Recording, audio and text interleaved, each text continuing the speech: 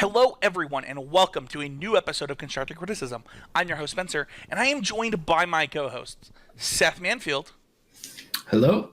and PTQ winner, or MCQ winner, John Stern. Hey guys. So I got a message asking for your stream schedule, Seth. So people are loving what you're doing, man. Yeah, and I appreciate that. I've gotten a lot of really positive feedback about my stream. Been surprised. I think just as a community, the MPL has started off doing well streaming. And as far as my actual schedule, it's sometimes it's not a consistent schedule. Normally, I try to stream a lot on Friday and Saturday nights, and then during the week on Thursdays is kind of my tentative schedule. But I have the Mythic Championships where I'm going to Cleveland next week. So next week I'm not going to be streaming because I'm going to be there. So I'm kind of juggling a few different things right now. You know, it's funny because I actually agree with you. I don't remember who tweeted it. I saved it on my phone for a video that I'm going to do on YouTube later. But somebody tweeted, really sad that there's no coverage of GP Toronto. But also, I've watched more Magic in the last month than probably the previous 6 months combined because of the MPL. And it's like, I guess this is like the price we pay for this, which is probably worth it. And I actually kind of feel the same way. I feel like I've actually watched, I've watched Seth stream, I've watched Paulo stream, I actually have watched a lot of Magic recently, and it's pretty cool to see. And Yeah, I've been watching a ton. I love it. Yeah. So yeah. Oh, go ahead. Yeah, I just wanted to say thank you. You touched on it, Spencer, but sorry, I wanted to say congratulations to John for winning that PTQ with Tron this past week, and that's not easy to do. And I'm sure we'll get into a little bit about paths to qualifying for the Pro Tour, but that is definitely one of the ways. And John was able to. We've talked a lot of Modern on the show, so to see John kind of, to take that tournament down, I was very happy for you. So yeah, thank you.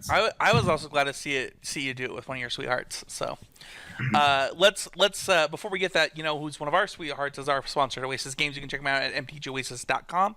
You can get 15% off of your first order by using the code CCMTG at checkout. You get 4% off of every order by using the code Would That Be Good. We really appreciate Oasis. They're super amazing. I was supposed to go in there today. I didn't, so I'll have to stop by tomorrow.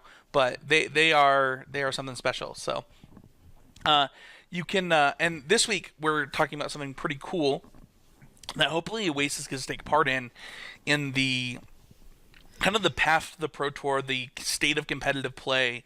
So this is like a pretty exciting week, and I'm excited to get into the main topic. Also, don't forget to check out the rest of the network at constructivecriticism.com. I'm looking to actually add some shows if possible to that, so just don't forget to check it out, and don't forget to subscribe and leave reviews for the other shows that you're listening to. It really means a lot. Let's get right into the point of this podcast. The point of this podcast is about to get better at Magic the Gathering. We believe that is everybody's goal that's listening to the show. You want to improve at Magic because Magic's a tough game. So it was really funny last week. I think I said I was 4-0 with Mono Red, John. Yeah. Okay. What do you think my current record with Mono Red is? I will tell you, I have not completed the quest for 10. I have not gotten 10 wins yet. Yeah, I know 4 and 5. No, it's not that bad. I believe I'm 5 and 4, or no, 6 and 4. I'm currently 6 and 4. So here's the thing. I know I'm bad at playing Mono Red decks. It's actually one of my biggest weaknesses in Magic. I've actually done multiple streams trying to get people to come on and help me and learn. This is easily my biggest weakness in Magic. The only PPTQ I played Mono Red. I forced myself to play Mono Red at 2 PPTQs in the last year. And I think they're the only 2 PPTQs I didn't top 8. I legitimately am so bad at playing this deck, and this is part of one of the reasons why I wanted to do the Quest for 10 is to expand myself as a Magic player. But man, I don't have fun. And I know I'm doing something wrong because I know other players win with these decks. So this week, I tried. You are winning. You're 6 and 4. That's a 60% win percentage, Spencer. You're selling yourself short here. I know, but it's but after you win 95% with the last 2 decks you play, I'm significantly worse with this deck than other decks. Do you know what I mean? Like it's a weakness of mine, and I know it's a So weakness. 60% is your bottom, is what you're saying. Uh, Seth, I don't make me Google your win percentage. It's probably pretty good. My per win percentage is like 60%. So like that, like I'm. Well, my pro tour win percentage is not that. So my pro tour win percentage is under 50. So not all of us are. But my point is, you're right. It's like a first world problem complaint, but it's not actually a complaint. It's like losing 4 of my last 6 matches. Like in my is it's tough. It's this thing where it's like I know I'm not understanding certain parts of these things, and it's hard because I was talking to previous co-host Matt Kling about like my problem with aggro decks, and I don't think it's funny because like when I'm playing a ramp deck or a control deck or a mid-range deck or a combo deck, like I understand the value of my life total and the value of like what this creature is presenting.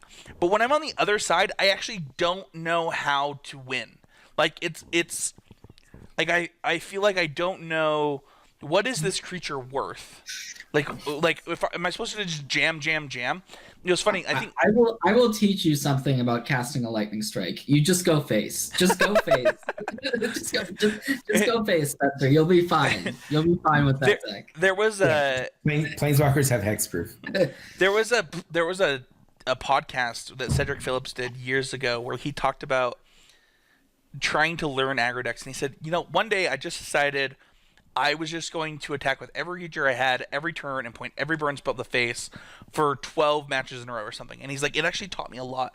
And maybe that's something I should try. I obviously shouldn't do it for this video series, but like, I don't think I see people like win these games with mono red, and I watch them, and I'm like, I could have never gotten to the point where you got to, and I don't know if it's like something I don't see, I can't figure it out, and I really want to. So my always improving moment this week is I'm no longer defeated with mono red, and I knew this would happen, but I'm learning a lot. One of the things I'm learning is like I don't know if Goblin Chain Whirler is correct in main decks right now. I've thought about taking it out and putting Steamkin back in the main. But I don't know what's right in mono red right now. Well, whether it's right or wrong, I mean, trying things is the way you learn. So I suggest, do what you think is right, and if it's wrong, go back. Sure. I would recommend not cutting the best card in the deck. That's why I didn't cut it. And also like mono blue is more popular, but at the same time, my win percentage against mono blue, which is supposed to be a great matchup with mono red, I think lifetime is 0%.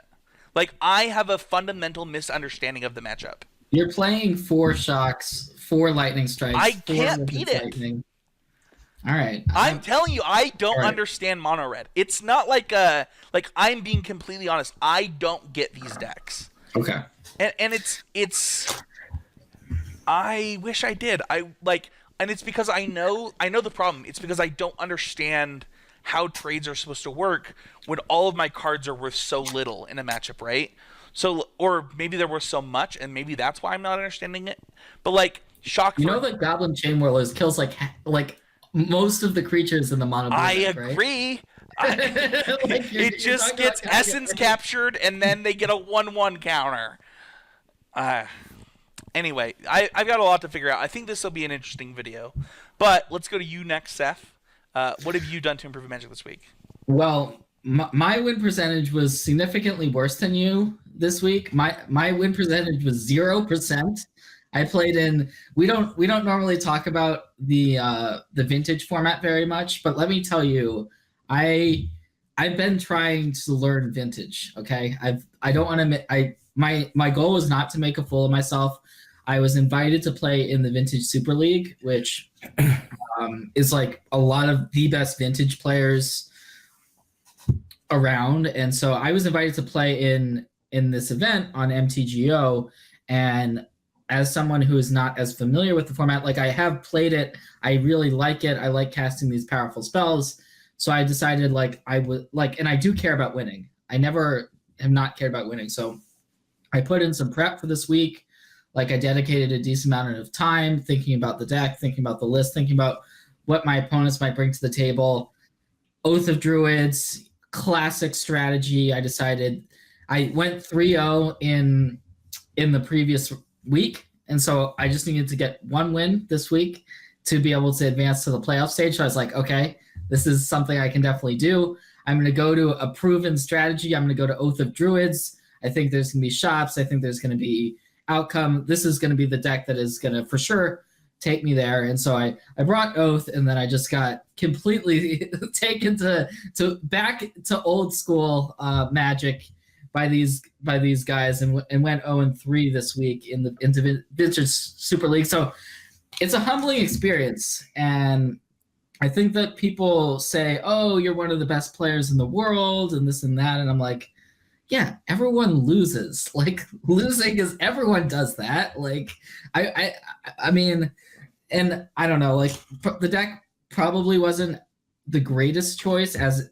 like in retrospect. I also got kind of unlucky, and my opponents played really well, and I was able to have fun while losing, and I also was able to learn a lot. So that was kind of my improving experience for this week. It's funny, when Casey was one of the co-hosts of this podcast, we did a vintage week every couple months because he and I would play the format together. So the Super League is something that's super interesting to me. Did you think? So you said that you liked the deck going into it, but you think it was the wrong choice after it. So what do you think? Like, just did you read what people would bring incorrectly? Is that kind of? So I guessed two of the matchups correctly, and the last one was one I wasn't expecting, which was Dredge. So I decided for this particular metagame where I was only playing against 3 other people, I would just not have Dredge Hate in my sideboard because I knew 2 of the opponent's decks, which was Outcome and PO. Or sorry, PO and Shops rather. And then Andreas, one of the other players, I didn't know what he was going to bring, but I thought it wasn't going to be Dredge, so I just didn't have Dredge Hate, and then he brought Dredge. So that was obviously a mistake because he had Dredge, and then the Shops matchup which was my best matchup because they're an all artifact deck, and I have a bunch of like Ancient Grudges and Nature's Claims and Abrades and all that stuff in my deck. And I had Oath of Druids, which if that triggers, anyways. I mean, long story short, things happen. That match I got unlucky, and then the other 2 I thought I was unfavored in the matchups. And I think Oath of Druids is a little bit inconsistent because instead of drawing the Oath, sometimes I was drawing my Blazing Archons and my Gristlebrand's, and I was like, okay, well these do nothing in my hand. Classic problem with that deck. Yeah, there's some inconsistencies with the deck. Awesome. Well, thank you so much for the quick vintage take for the podcast this week. John, Seth correctly predicted your 3 modern decks for the GP this week. And it was funny because one of the things that you said on the podcast last week was kind of talking about how when it comes to Grand Prix, you just kind of want to play a deck that you enjoy, but that also you think gives you a great chance to win. And right. And you went to the PTQ, and you picked what I would consider your favorite modern deck. Am I not mistaken? I don't think it's my favorite deck. I liked Affinity for a long time. I still think that might be my favorite deck. I think the Phoenix deck is pretty fun. I think Tron's fine. I like playing it. I like playing most decks once I understand how they work. But basically, I think for what I did for this MCQ and GP, I posted my 8-week schedule or whatever in the Facebook group, and I'm trying to stick to that as much as possible. And I knew that I'd be cutting some corners on Modern because the Pro Tour is more important. So considering that, I decided to bring 3 decks that I was pretty familiar with. And Tron was the one that I felt was a combination of well-positioned and also, maybe even more importantly, I was confident in how I wanted to build it. I think both the Burn deck and the Phoenix deck, I feel like there's some, the Burn deck there's some changes you can make to it now with the new cards. and I was unsure how I wanted to go. And the Phoenix deck, the versions that have been popularized, I don't really like. I don't really like playing Gutshot. I don't really like Crackling Drake.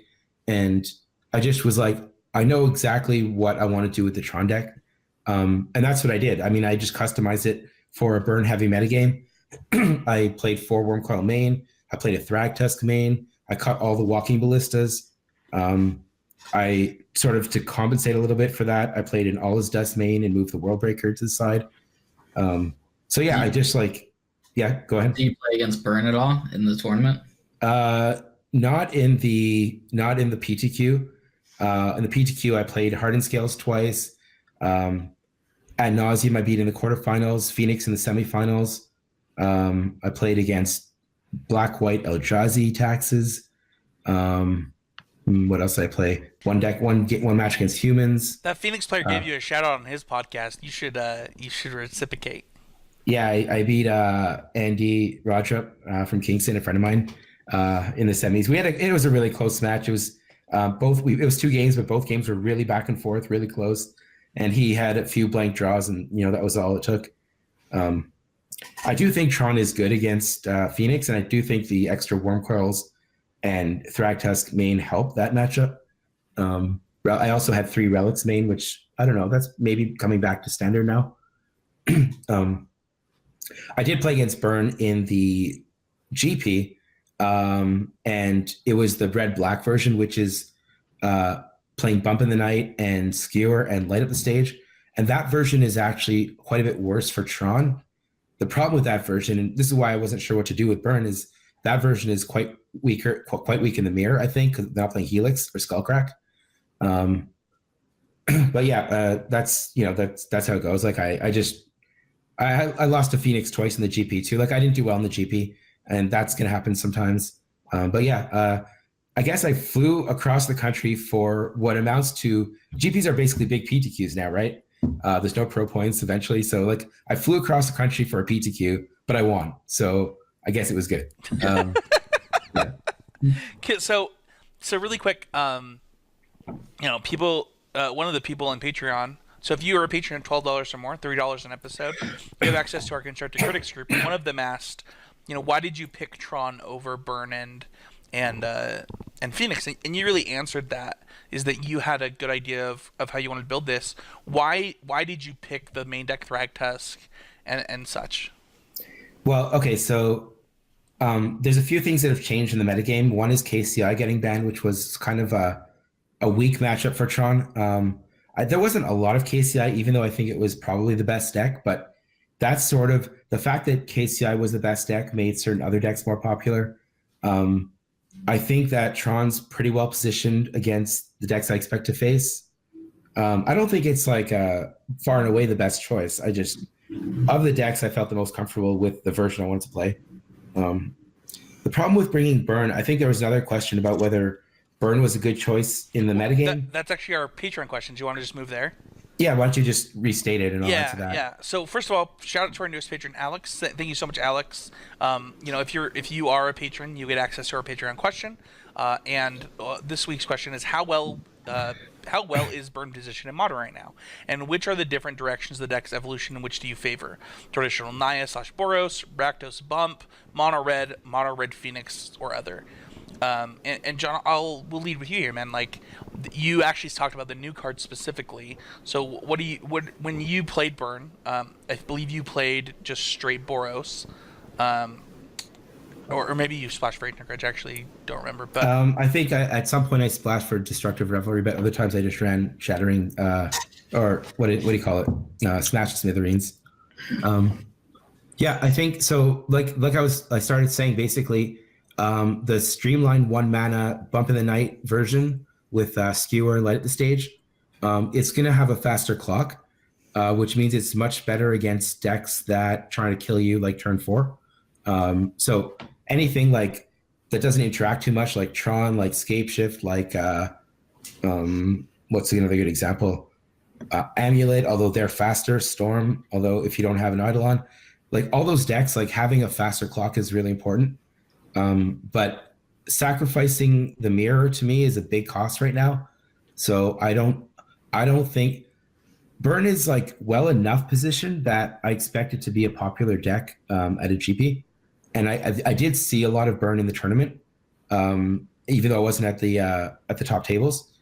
So like if you look at the top decks on Goldfish, right, Death Shadow is slightly favorable, Phoenix is slightly favorable, Spirits I think is probably slightly favorable, Tron slightly favorable, Amulet's a bad matchup, Dredge is a really bad matchup, and then Burn, and those are like the top decks. So like I think Burn is well positioned. I don't think whenever a deck like Burn is well positioned, like when it's well positioned, it's gonna be really popular, which means that decks that are good against it are gonna rise to the top tables.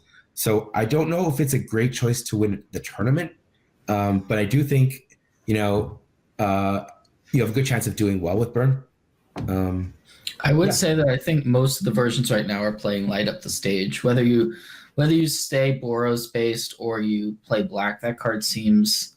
I mean, we've seen it in pretty much every format now. Be good. I don't know what your thoughts are on it. I think it's really powerful. If I was playing Burn, I would definitely want to try it. I originally dismissed the card, so I think I was a little wrong on that. A friend of mine asked me if he should be trying, light the stage and Burn. I was like, yeah, it's not really about card advantage. It's about like damage per mana. But one mana divination, I don't know, it's just so good. Yeah, Right. I like it. I'm gonna do the worst thing you can do on a Magic the Gathering podcast. I'm gonna say a bad thing is about a modern deck that people like. I don't believe Burn has a GP top 8 in over. It has to be over a year. Well, I finished second at GP Toronto last We year. literally have someone who Was it you? Were you the last one? in the podcast. Was it you? Are you the last one? I don't know. I haven't followed every modern GP. No, hold on. Um, Let's actually look.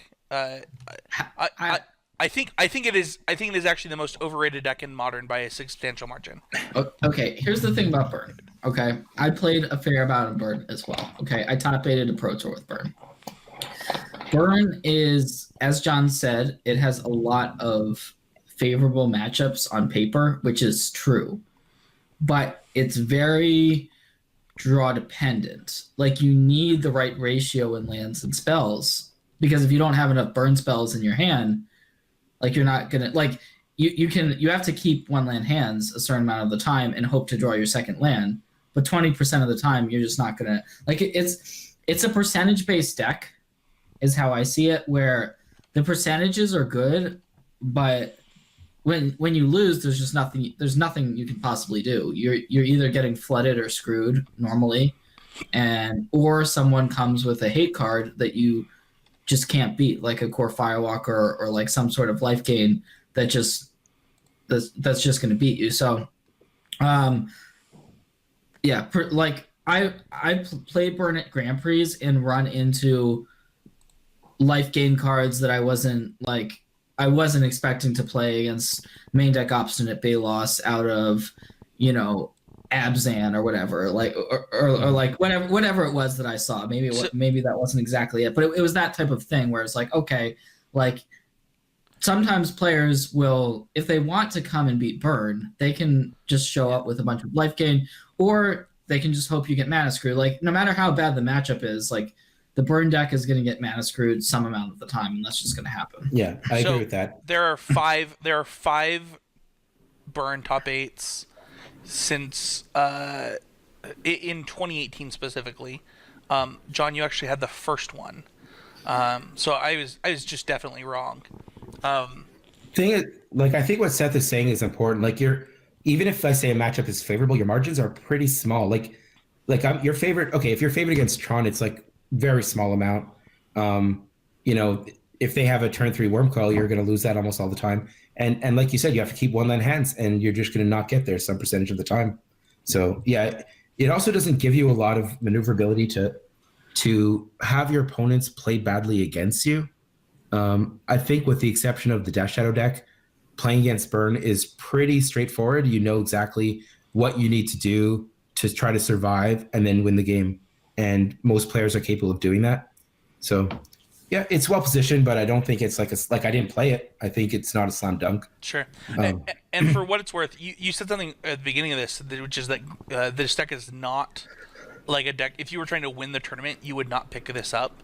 As like this deck has not, if I'm not mistaken, just gotta show decks really quick. This deck has a total of 2 Grand Prix wins since 2011. So I mean, I don't in put too much- Modern's entire existence as 2 wins. I don't that's the relevant think stat. that matters that much because Modern is such a big format. There's So it many. is, and I'm not saying like my argument Like, is how not many- that Burn is bad. My argument is like Burn has been good for like whether it was the Bump in the Night Dark Confidant deck, whether it was Mono Red, whether like Burn has gone through so many iterations. It's very similar to Affinity in that people play it. But my problem with Burn has always been like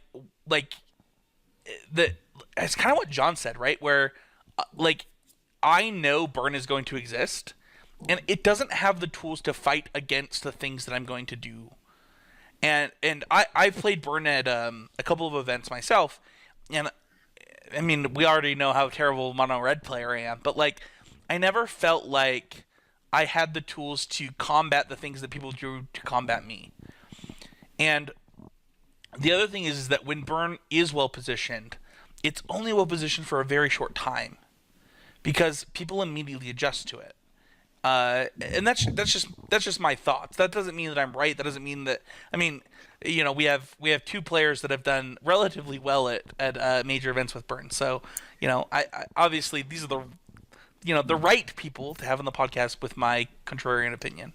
Well, what I would say to that is 2 things. First of all, Burn is popular right now, or popular with the GP, but I don't think it was the best deck. I think that the best deck right now is Phoenix, probably the blue-red version, but I'm not really sure. But when Burn it's hard to win a tournament with Burn when Burn is popular because people who are good against it will rise to the top. But I don't think it's fair to say that Burn is a bad deck for winning a tournament. If it's got a good win percentage, that's going to carry throughout the event. But in this particular case, I thought that Burn might not be a good choice to do well at this GP because it was maybe overrepresented. If that makes sense. No, that totally makes sense to me. Sure. Hey, one thing that I will, because it's part of the question. So I will just kind of go around table here, and we'll start with you, Seth. If you were to take a Burn deck to a Grand Prix or a PTQ in the next week, would you take the Naiad, Boros, Rakdos, Mono? Like, which version would you take? I mean, I'd probably take a 3-color version. I think that you're not really losing much by Playing green. playing one more Shockland in your deck or whatever. So if you want to play Bump in the Night and Lightning Helix, like do that. Yeah, I would definitely play Light Up the Stage. Yeah, I would try and make Light Up the Stage work in Naya myself. John? I think if I was playing a tournament tomorrow and I had to play Burn, I would play Mardu. I would play Bump in the Night. I would play Light Up the Stage. I would play Lightning Helix. I feel the cards that you can cut to fit skewers and Light Up the Stage are probably Boros Charm and Skullcracks can be moved to the sideboard. That's probably where I'd start. I think you need Helix to compete in the mirror, and I think you want the Bump in the Night and Light Up the Stage to beat the turn 4 linear decks. So it's interesting that Seth said 3-color decks. You said a specific 3-color deck, and then I actually said the other 3-color deck. One of the things that I worry about with Bump in the Night versions might be wrong, which is that I'm too linear with those decks, but that actually might be correct when you think about, like, you just said the best deck was Phoenix, so that's probably influencing your decision a little bit there. Well, the best card against Phoenix is Eidolon. You're going to play those no matter what. Sure. Yeah. I mean, I think like you don't have to play the black, but I mean, you could play like a Shard Volley, I think, but you want to have a lot of 1-mana spells. That's so fair. That's where I'd be. That's fair. Cool.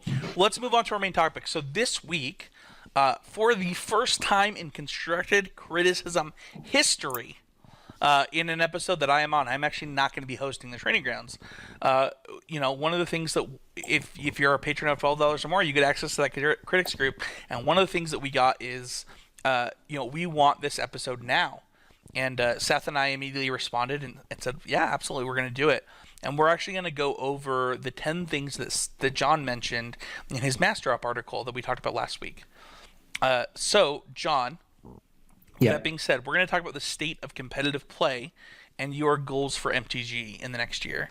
And you're actually going to host this training ground. So why don't you go ahead and take it away? Give us how did this article start, and why don't you lead it? Well, we talked about it a little bit last week on why I wrote the article.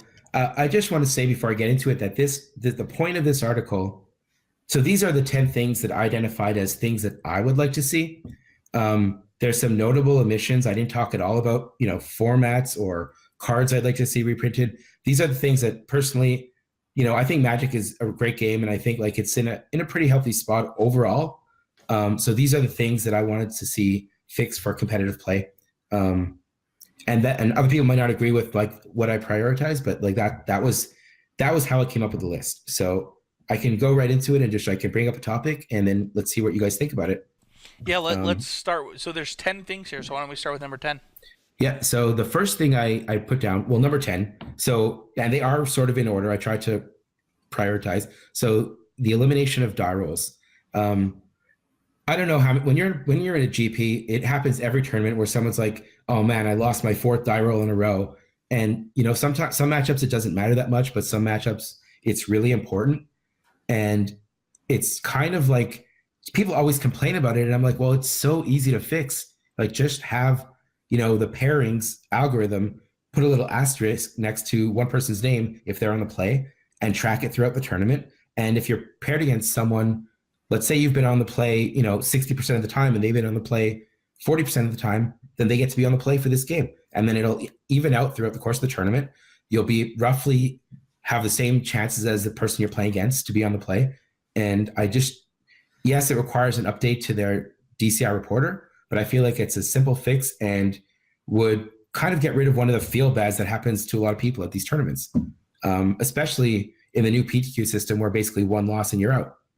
To lose a bunch of die rolls, it feels like you just would never have won that tournament. So yeah, I mean, why don't we just hear your opinion, Spencer? Why don't you tell us what you think from, I guess, the perspective of like a PTQ grinder? Yeah, I'm an interesting player in the fact that I don't like to complain, and like I like to focus on what I can control. So this is actually not something I've thought about a lot. I do think that the software could do what you just said, which is something I had never thought about before I read your article, where it's like, all right, we're just gonna like try and make this as even as possible for people, and just like kind of control the event that way. The other thing is it eliminates cheating, which I like. So let's be honest. If we just actually eliminated die rolls to eliminate any kind of cheating or scumbaggery, I would be okay with that. Like if it was just like literally the software 50-50 picked who was on the play, and you knew that going like sitting down to your table, like I would be okay with that. Because I've seen people like not say if they want to be on the play or the draw until they see their opening hand and like scumbag people that way. Like I've seen all kinds of stuff. Like that change in itself I would be okay with. I don't know if this is like, I don't know if this matters enough for me to have ever thought about. Like, It was the last item on my list, and yeah. I mainly included it because of how easy it would be to fix. Yeah, that's kind of my thought. Is that just the simple fix of like eliminating the die rolls would be good enough for me. Just because I do think that it gives people who want to take advantage of it a chance to do that. But like, I think that over your lifetime, you're probably close to 50-50 on die rolls, so it doesn't really matter. But like I agree with what John said. Like sometimes it's a bad feel. I've certainly had arena runs where it's like, oh yeah, I definitely just had 7 times in a row where I was on the draw, where if I had been on the play, I would have won most of those games. I wonder if the actual fix to this is to change Magic in a way where the player of the draw doesn't matter as much, but that's much harder to do. But it's much harder to do, and I'm not sure. What about you, Seth? Yeah, so as you're touching on there, like some matchups and some decks are like if you're on the player of the draw, that is going to be, that's huge, right? Like if you're playing an aggro deck and you're on the play versus be on the draw, like the percentages are going to swing and sometimes it feels pretty hopeless if you lose a bunch of die rolls. I am not that familiar with all of the details that would go into the fix. There's probably some aspects within the DCI report or something that we don't know about. I would be interested to hear the WotC's stance on it, because if it is in fact simple, I do like the proposal of eliminating the die rolls from a competitive player's perspective. You mentioned and it wouldn't even have to be. I would think it would probably be from the higher level events.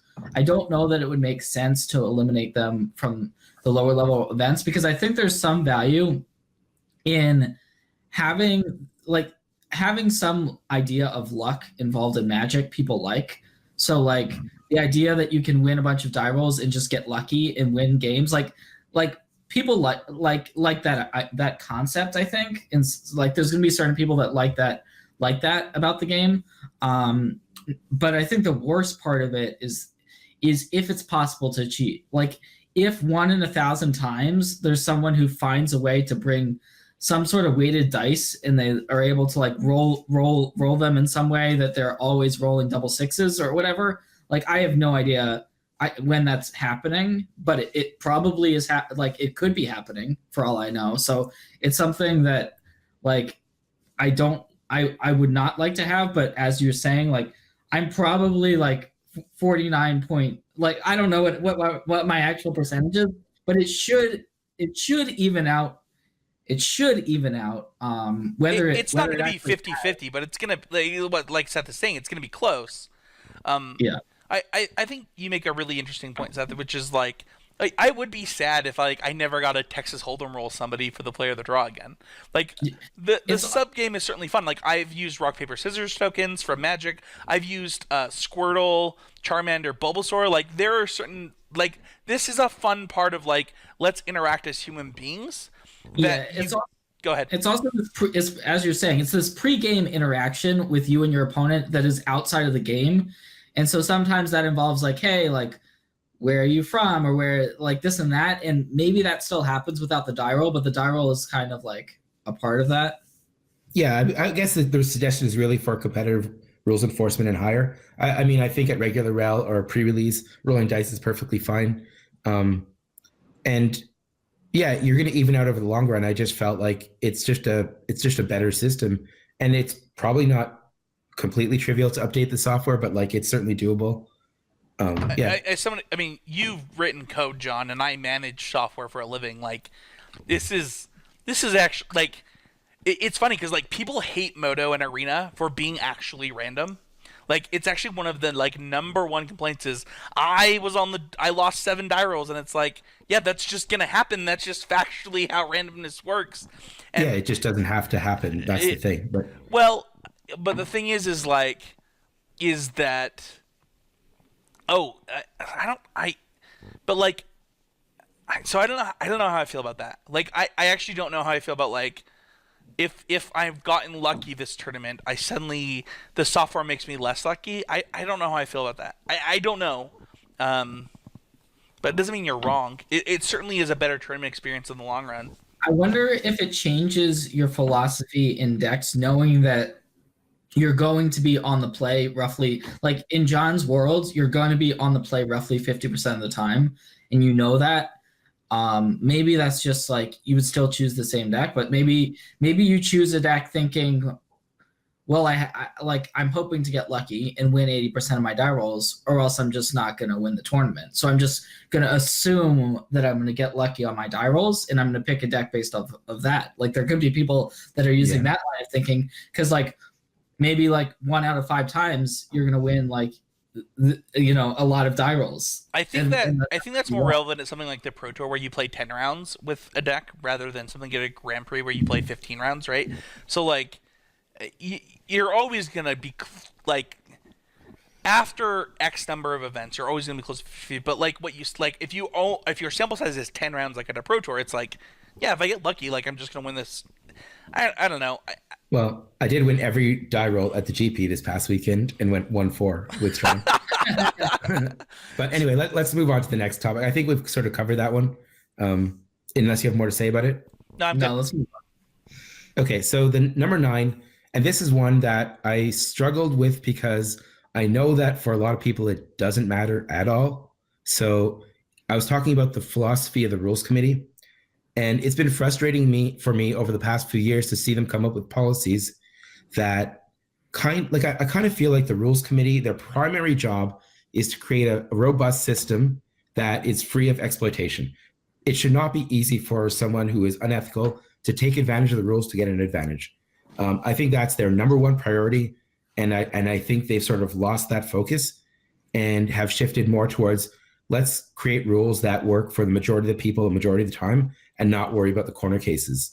And the specific examples I brought up were drafting with double face cards, which basically has a lot of ambiguities. There's public information, but you're not allowed to look at it. Sometimes you're allowed to look at it. Where you're sitting at the table can matter. Who drafts first when both people want to wait can matter. And the other example I gave was the getting rid of the combat shortcut, which basically used to be able to say declare attackers, and you would go right to your attacker step. Basically, as soon as you say declare attackers, they say, okay, you're now tapping your creatures to attack. Now, no matter what you say, there's a second step. So the shortcut only goes to the beginning of combat, which means you can say declare attackers. They say, okay. Then you have to say declare attackers again. And then they say, okay. And now you're tapping your creatures. And what this does, basically, they wrote an article, Toby Elliott wrote an article in his blog explaining that they had 9 goals they were trying to accomplish, and that they created a system that basically accomplished 7 and 7.5 of them. And one that they left out was preventing people from being able to bait priority. Basically, as the defending player, you should never have to act until you know that the attacking player has already passed priority. And now you kind of do, because if they say declare attackers, you say, okay, there's still an opportunity to wait to see if you want to tap something. And if they start tapping their creatures physically, you have to stop them and say, wait, I have an effect. But they could be tapping their creatures just to see, well, how does this attack look if I have these guys attacking? And they're still allowed to line them up like that and then say, actually, before I attack, I want to cast the spell, activate this creature land, crew this vehicle. And now you basically have to tip your hand with like a cryptic command or, some spell in your hand that taps a creature to basically say, no, I want to do something before you do that. And that gives them extra information. And I think that's completely unacceptable. The trigger rules, and you now have to help your opponent fully resolve their spells, which is like an opportunity for someone who's unethical to basically pretend that they didn't notice. And you can say it's cheating if that's the intent, but like, it's so hard to make that decision as a judge that I basically think that you could just free roll that if you want to. So yeah, I would like to see them bring the philosophy of the rules committee back to preventing exploitation, making a strict set of rules that competitive players can abide by. And so, yeah, I guess why don't we start with you, Seth? What do you think about this as sort of a goal for fixing competitive play? So let's go ahead and familiarize the viewers with the rules committee, just because I think that there might be players out there who don't really know what that is. So that is, and correct me if I'm wrong, but it's a group of judges primarily that get together and make the rules in some. That's my understanding of it. I would like to personally see maybe some players be involved with the rules committee. I don't know if there are. So that's something that I'd like to look into, but there's definitely things that they overlooked. There's always going to be rules that I disagree with and that don't make enough sense to me. But I'm sure there's reasons why they're making those rules. But like you said, like, I think that the chance that someone tries to abuse the rules is only going to be normally when you are playing against someone that has the intention of cheating.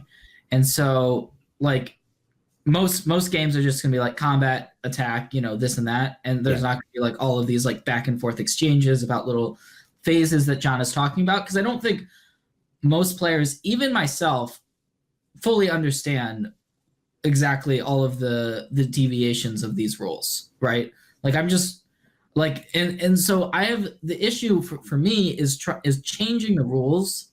I hate changing these rules because it happens so under the radar, and players don't necessarily like the player isn't necessarily keeping up with the little changes that may be being made. And so that's kind of my issue with it. Like I personally fully don't know all of the rules that the players committee has made. I'm just trying to play Magic and do it. I'm doing it the same way that I normally do it. And if for some reason I feel like my opponent is being shady, then we have to get into this little tit for tat. But the vast majority of the games, I feel like I'm just not gonna worry about it that much. But it is something where personally I would take the stance where I like to. I agree that cracking down on cheaters should be one of the main, if not the top, cheating opportunities to cheat within these rules should be thought about more than it is, and that's kind of a commonality that we've heard from the community is there has been kind of some leniency towards cheaters. Like if we want to go into Alex Bertoncini, it's my understanding that he was actually at one of these meetings. Maybe that's not true. But oh my gosh, he literally gave a. All right. All right. Oh my gosh. Maybe that's I have going so down much a to rabbit say. hole. We don't need to be going. We don't need to be going. No. He gave a presentation at the Grand Prix. He got banned. That contributed to his banning, like to the judging staff. Like they invited him to give a presentation. Yeah. So we know that there is a possibility for dedicated to cheating to happen. The rules have allowed that to be the case, and so due to John, what John is saying, even though there's a lot of like some of the rules you just explained, I didn't even know all of that stuff, but yeah, I feel like I didn't do a great job of explaining it. Well, let's just let me give an example of a rule that I think they could do that would improve things. Right now, it happens sometimes when someone's like, "Hey, do you know if I played a land yet this turn?" Right? That's a pretty innocent question to ask. This literally happened to Seth like 6 weeks ago on stream. It's a free roll opportunity to try to get an extra land in play if your opponent isn't paying attention. And in my opinion, if you ask that question, it should be an automatic warning. It should be up to you to remember if you played a land. It's okay. You can get a warning. You could be like, yeah, I really don't know. Do you know if I played a land? Judge is called. They figure out if you played a land, and then you continue. You have a warning. If you do it a lot, it's tracked. If you accidentally play a land and it's discovered, like you play an extra land and it's discovered, it's an unfair game advantage. I feel that it should just be a game loss. It's not cheating. It doesn't have to have intent. It's just you broke the rules of the game. You got an advantage. The penalty is not you leave the land in play and you get a warning. The penalty is, I'm sorry, you lost this game. Continue to the next game. That to me is a way of like getting rid of this free roll. We don't need to do, okay, do you want to what do you have to say about that? I have so much to say about all of this. So I have a question before I start. So I actually was a judge at one point. Were either of you judges? I mean, I might have had my level 1 or my rules advisor or something. Okay. So I think we're combining this with your number 2 point. So should we just kind of say that? I think it's separate, but we could if you want. My number 2 was basically an increased effort to catch cheaters. And that I think, well, I kind of think it's separate, but do you want to just make your point and if it's... Yeah. So as somebody who I actually got my L1 to give back to the Magic community. And I've judged quite a few Magic events, and I actually made an effort to specifically judge PPTQs and help with PPTQs for multiple years. And I'm just going to talk about like my biggest, like why I left the judge community was I believe that judges do not feel empowered to DQ players, and they don't want to do it. And I think the rules committee, like I think that there's a problem in Magic that we legit. So. Oh man, I have so much to say on this. This is bad. Okay, so let's start with I have been falsely accused of cheating to the point where the Utah Magic community considered me a cheater for a little while, and I've literally never cheated in gameplay in Magic the Gathering. Like never on purpose one time. Like I just haven't done it. I hate cheating a lot. And you know, as part of like this thing that happened to me, I dedicated like time and effort to like making sure the game was clean, and like calling out cheaters when they were cheating, and like I think the rules committee and judge staff in general just are way too lenient. I think that we give the benefit of the doubt too much. It's funny because like a couple weeks ago there was an episode of Proven Combatants where they talked about this player getting DQ'd for a ridiculous reason, right? Which is that like he didn't shuffle his deck appropriately, and it's like this player got DQ'd for that, but like I can clearly prove that my opponent like purposely drew extra cards, and like all I get to do is Thoughtseize him. Like it's actually crazy to me the way that the rules committee is set up and the way that we punish like actual cheating. So there was a PPTQ that I was judging where I witnessed a player and I gave him multiple warnings for not telling a player to tap their creature with a Thalia in play until the end of their turn. And I met with the head judge and I was like, this dude is cheating. He is literally trying to gain an advantage by not letting that player know that their creature is supposed to be tapped until the very, very, very last second so that he can gain an advantage with his aggro deck. There was a huge investigation into it. It happened in 4 different rounds. All of the players confirmed that it happened, and the player did not get disqualified. Top 8 of that tournament, and I was like, this is insane. Like, I was not the head judge. I didn't get to issue the DQ, but, like, I would have snap DQ'd that player. Like, there's not a question in my mind that this player was trying to gain an unfair advantage. And, like, I think that the fact that the rules committee is set up in a way to say, give people the benefit of the doubt, it's fine, except for when it's blatant. And I think that we try to make things not blatant that really clearly are. And anyway, that's why I thought the two combined. Okay. Well, why don't we just go? Can we go right to that one and just go out of order a bit? Sure, absolutely. So my number 2 was an increased effort to catch cheaters, and the motivation for this, and the reason it's so high on my list, even amongst the pros, like there's a feeling that, oh, back in the day, the Wild Wild West, people were cheating all the time, but now the game is mostly clean. And I think that's just incredibly naive. Like, I think there are especially opportunistic cheats going on at the highest level. I mean, people cheat in every sport, in every competition where there's something on the line. It's going to happen. And the only way to stop it from happening is by taking rigorous steps to try to catch people. And people always say that the problem is the suspensions aren't long enough. Maybe that's true. It's really hard to give a long suspension when it's hard to sometimes be 100% sure. But like right now, the only way we have to catch cheaters is if they're dumb enough to do it on camera. Like, I caught somebody sitting next to me, a Silver Pro. I won't name him. Why? Why wouldn't you name him? I'll tell you what happened, and you can. I could name him. Like, I feel like it's just creating controversy. It was a while ago. He doesn't play anymore, as far as I know. But basically, he picked up a Ruin Processor out of his graveyard and recast it. Okay, and it was the match next to me. They caught it. There's judge investigation. I said, hey, judge, I actually saw some of this. And I pull him aside. I'm like, look, I saw that this card was in his graveyard. I saw that whatever. I'm pretty sure he just picked up out of his graveyard and cast it. They worked through the math and they figured out that that is what must have happened. But the judge decided that he couldn't really be sure about intent. So he ruled that the Ruin Processor stays in the graveyard, continue the match. And I think I may know who this is, which is why I'm smiling. This is insane. Like this is my actual problem. Is that if it is the person I'm thinking about, this is someone who has done shady. It is the person you're thinking about. But anyway, this was a while ago. But basically, my point is that there needs to be dedicated staff, judges, whose primary goal in the tournament, in a GP or a major event, is to catch people cheating.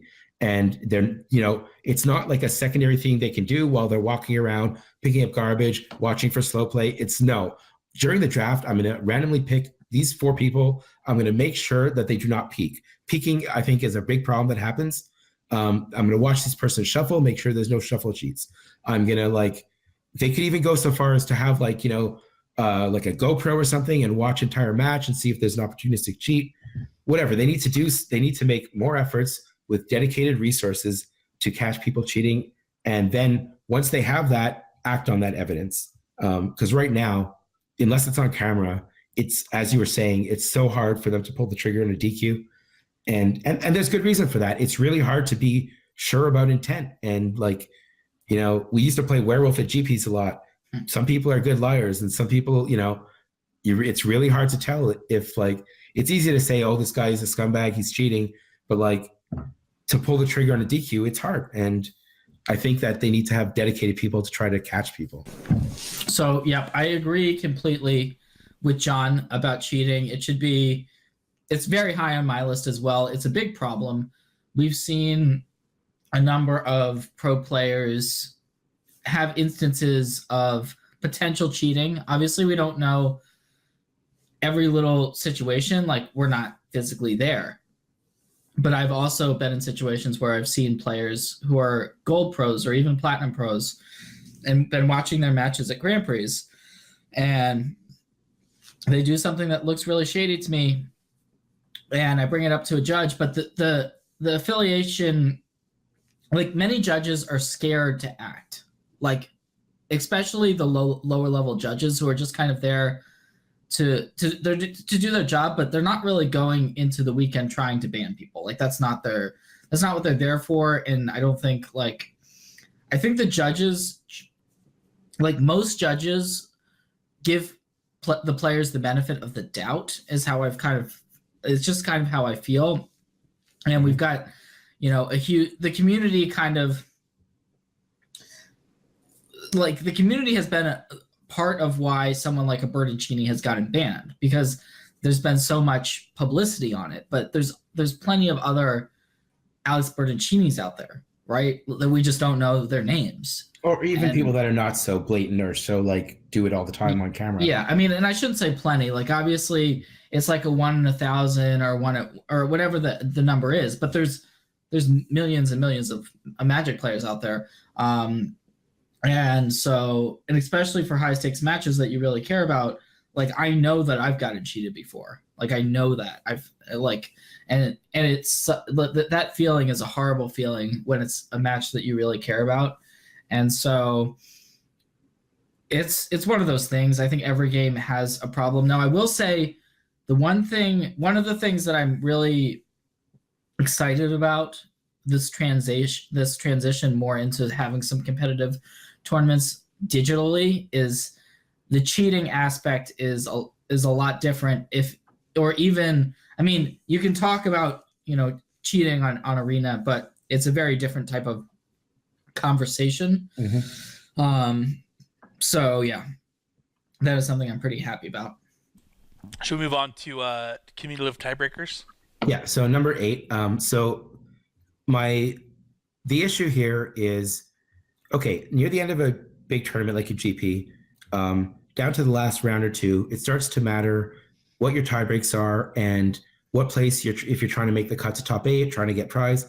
And the solution right now is to have a very complicated tiebreak system, put up the standings for 30 seconds, have a huge crowd of people, gathering around it, and you have to try to figure out if you should offer an intentional draw or how far you can climb with a win, how far you can drop with a loss. And I feel like if they're going to use a complicated system of tiebreaks, they need to give people a fair shake at trying to understand the math. And it's really daunting, I think, for new players or people who haven't been in that spot before. So my suggestion is something that they've already tried, which is called cumulative tiebreaks. The way it works, I'll read out.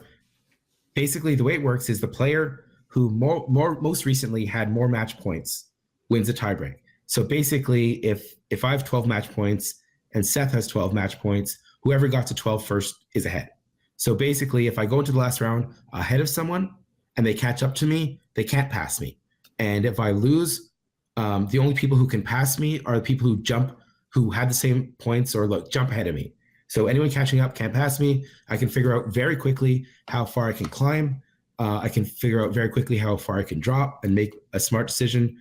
And I can do that probably in 10 seconds looking at the standings. And I think there's some debate about, does this create a more deserving top 8 who had the harder strength of schedule? But the solution, I think it's debatable, but essentially pairings are random. And I think this would be a much easier system to calculate and would be a lot more fair for players who, only get a small glimpse at the standings. So Spencer, what do you think about this? Yeah, so I actually did a video specifically about something similar to this. So something that's really popular on PTQ circuits or the PPTQ circuit is like how unfair intentional draws are, which is literally one of the dumbest things I've ever heard. So here's my take. I believe that like your job is to win the match in front of you, and if you are in a position that you don't have to win the match in front of you, you earned that thing. And I don't think that it, to me, as like a PTQ grinder or a PPTQ grinder, it's actually something that John and I share really similarly, is like I just want to play the game that you put in front of me because Magic is great. And I think that whether we do cumulative tiebreakers or regular tiebreakers, what you just explained to me, it does sound better. It's like, no, I started out 4-0. I don't care that the people behind me have dropped from this tournament. Like I had a better tournament than these people, and I'm gonna, maybe this isn't title, but I'm more deserving, and I don't think that's a problem. So a really good example of this is one time this player named John Stern started out 10-0 at a Pro Tour, and he ended up in a spot where he couldn't draw, if I'm not mistaken. It's not exactly accurate. I was 10-1. I'm sorry. Anyway, I wasn't fighting for tiebreaks. I had to win one more round and I couldn't do it. Oh, okay. I'm wrong then. I'm wrong then. Yeah. But either way, like, I don't think that those tiebreakers. I don't think the way that they do tiebreakers is necessarily bad. I think that what you suggest is an improvement. But actually, using your story as an example, I think your job is just to win the match in front of you. Like, I think that however they decide to do tiebreakers is like a side effect of that. It's really funny. We talked about cheating, right? And like, as somebody who's a Patriots fan who don't believe the Patriots have like ever cheated, I also think the Patriots do a really good job of like just winning the game that's in front of them and not worrying about anything else.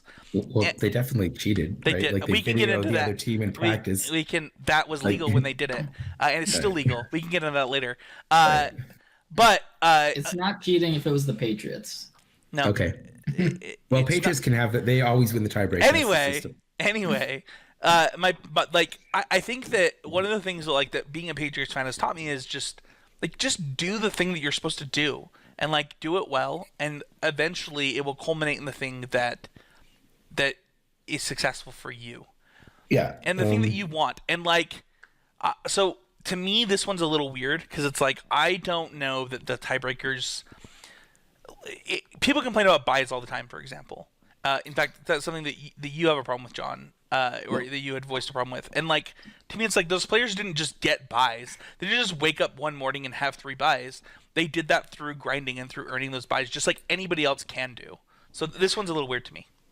Okay. Well, I mean, Seth, why don't you jump in? I just before you do, I wasn't trying to advocate for no intentional draws. I know some people would advocate, but I think it's a separate issue. I just think that the system has to be simple enough that players can look at the standings and figure out what they want to do. But yeah, go ahead, Seth. What do you think about this proposal? Yeah, so my first option, as you just said, would be to have no intentional draws, because I think just make them worth 0 points. That would be my first. That would be my top solution, because I don't necessarily think that they're good for the game. I think that I have like personally benefited from this system, so I can kind of tell you all that, like, first of all, having 3 buys at a tournament means that my tiebreakers are that like going to be much better than others, because of the buys stack the tiebreakers. You've also had 0 buys. Yeah, so that's another advantage. Okay, and then the other part of it is that I know the system, so I can look at, like, even though like the percentages can change, I'm pretty good at like seeing when, like, I know when to draw and when not to, but then I know that there's a lot of players that don't know that. Like, I've talked to players, friends of mine, and be like, oh yeah, I didn't know I was supposed to draw, or I didn't know I was supposed to do this. So I'm not like, I think that once again, it's one of these situations where things have been done the same way for so long that I'm not really expecting that this change to happen. I'm not saying I like the idea of the change. I just I'm skeptical of whether it's something that like I don't I like the idea of it. There's going to be the feel bads happen when you have the same record as someone else who is in top 8 and you got tiebreakered out of it, and that's to me is the biggest issue. But there's really, even with the other tiebreak system, like there's always gonna be that situation where somebody's there's not gonna always going to take ninth, right? Like that's just going to happen. Yeah, there's always going to be someone who is left out, and if you want to play in the Grand Prix right now, like take the time and just like read up on the tiebreak situation, or ask someone that, like, if you're going to play a big match the next round, like ask someone who knows, like do a little bit of math. And it's not my highest priority, but it is. I'm not saying that it couldn't be improved upon. Yeah, I'd like to add to what Seth just said. I think that like your job when you go to a Magic tournament is to win the match in front of you, and that's like your job every round. And to complain about a system that you're disadvantaged in just kind of seems weird to me. Like it's like I said when Seth was talking, like Seth has in fact had 0 buys before. John has in fact had 0 buys before, and like I have cash Grand Prix where I had 0 buys before, and like this is the weirdest complaint in Magic to me. It's actually something that like I have a pretty big problem with, and I think that at the end of the day, if you just won all your matches, you would have 0 to complain about. And the fact that you're complaining because somebody has an unfair advantage is just not true, and it is short-sighted. And I know this is like kind of going off a little bit from your tiebreaker conversation, which is that you want a simpler solution that everybody can understand. And I think that your solution is totally fair, but I think that if we like polled our listeners, their problem would be, in addition to the tiebreakers, the buy point that John is talking about, that Seth is talking about. So, yeah, I think that when most players complain about tiebreakers, it is related to players having buys, naturally having better breakers. Yeah. My specific reason for putting it on my list was I want a system that is easier for people to understand. I think the buy system is something that, like, I don't want to, when you say that people shouldn't complain about it because those buys were earned, I think it's okay to like complain about it in sort of a constructed manner, in terms of like, I'm debating whether to enter this $100 tournament and I have to win 3 rounds to even be on an even footing. I think that's a fair concern. Yeah, but if those prices were $40, would you care as much? I mean, I did care when they were $40. I did not want to play. I mean, anyway. But you got to the point where you had 3 buys, so clearly you got to the point where like that. Well, now it got to the point where I'm advantaged by the system, but that like doesn't make sense. I think I would definitely have less Grand Prix top 8s, significantly less Grand Prix top 8s. I have never had 3 buys, and I have 0 Grand Prix top 8s. So like, yeah, had I not had this advantage of knowing the system very well and knowing I've always drawn when I'm supposed to, and not when I'm not supposed to, and B, have this tiebreaker advantage. Like I mean, both of those have been huge. So I'm basically admitting that that's been a big advantage that I've had access to. With like, I think it's, and most players don't necessarily fully realize it with the tiebreakers. That being said, there is the point that, I earn those buys if I'm playing, if you're playing a game professionally, if you're a pro and you are traveling to every single Grand Prix, and that is like your profession, then, and you're only winning 60 whatever plus percentage of your matches, in order to make that worthwhile, like you need something additional, whether it be buys or whether it be some other type of incentive, because otherwise just going to a tournament with 2,000 players on the exact same footing as everyone else, hoping that your play alone is gonna, just make it worthwhile as in terms of the money that is being invested into these trips. There's a give and take there for sure. So, I actually am really interested in your next point, John. So, why don't you wrap this one up for us? I think we covered it. Basically, there's a lot of things to consider. Whether the buys are fair, but I would just like to see a better system for being able to calculate your tie breaks and making. I think the idea of taking an intentional draw and finishing in 9th place because something weird happened or because you did the math wrong is just. I can't imagine something worse at a tournament. So anyway, let's move on to my number 7, which is the organization of a player committee. I think that especially now with the MPL and players under contract and maybe not fully able to speak their mind on everything. I know some players are still willing to. The way that players have achieved change in the past is just by complaining on social media. That's the only way we've had, because it's the only avenue we have. I think and we had like and Jerry. I think you're underselling what Jerry did, but sure, okay, Jerry. Yeah, Jerry went over the top with that was complaining. Well, wasn't that complaining on social media or no? I'm just it amounted to sort of. Well, anyway, the point is, I think that we need to have, and I'm not talking like a union. I'm not talking about having bargaining power or any decision making power. I just think that we need to be able to get together as pros, semi-pros, whatever you want to call it, people qualified for Mythic Championships, and pick some representatives. Have some way of like, okay, these are our most important concerns, and having like a regular meeting with WotC and saying, hey, like player driven, not like, hey, we're thinking of making this change. What do you guys think?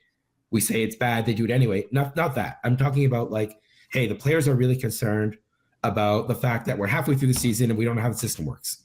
Can we do something to fix that going forward? Or can you give some assurances that this is a one-time thing? It won't happen again. That kind of thing.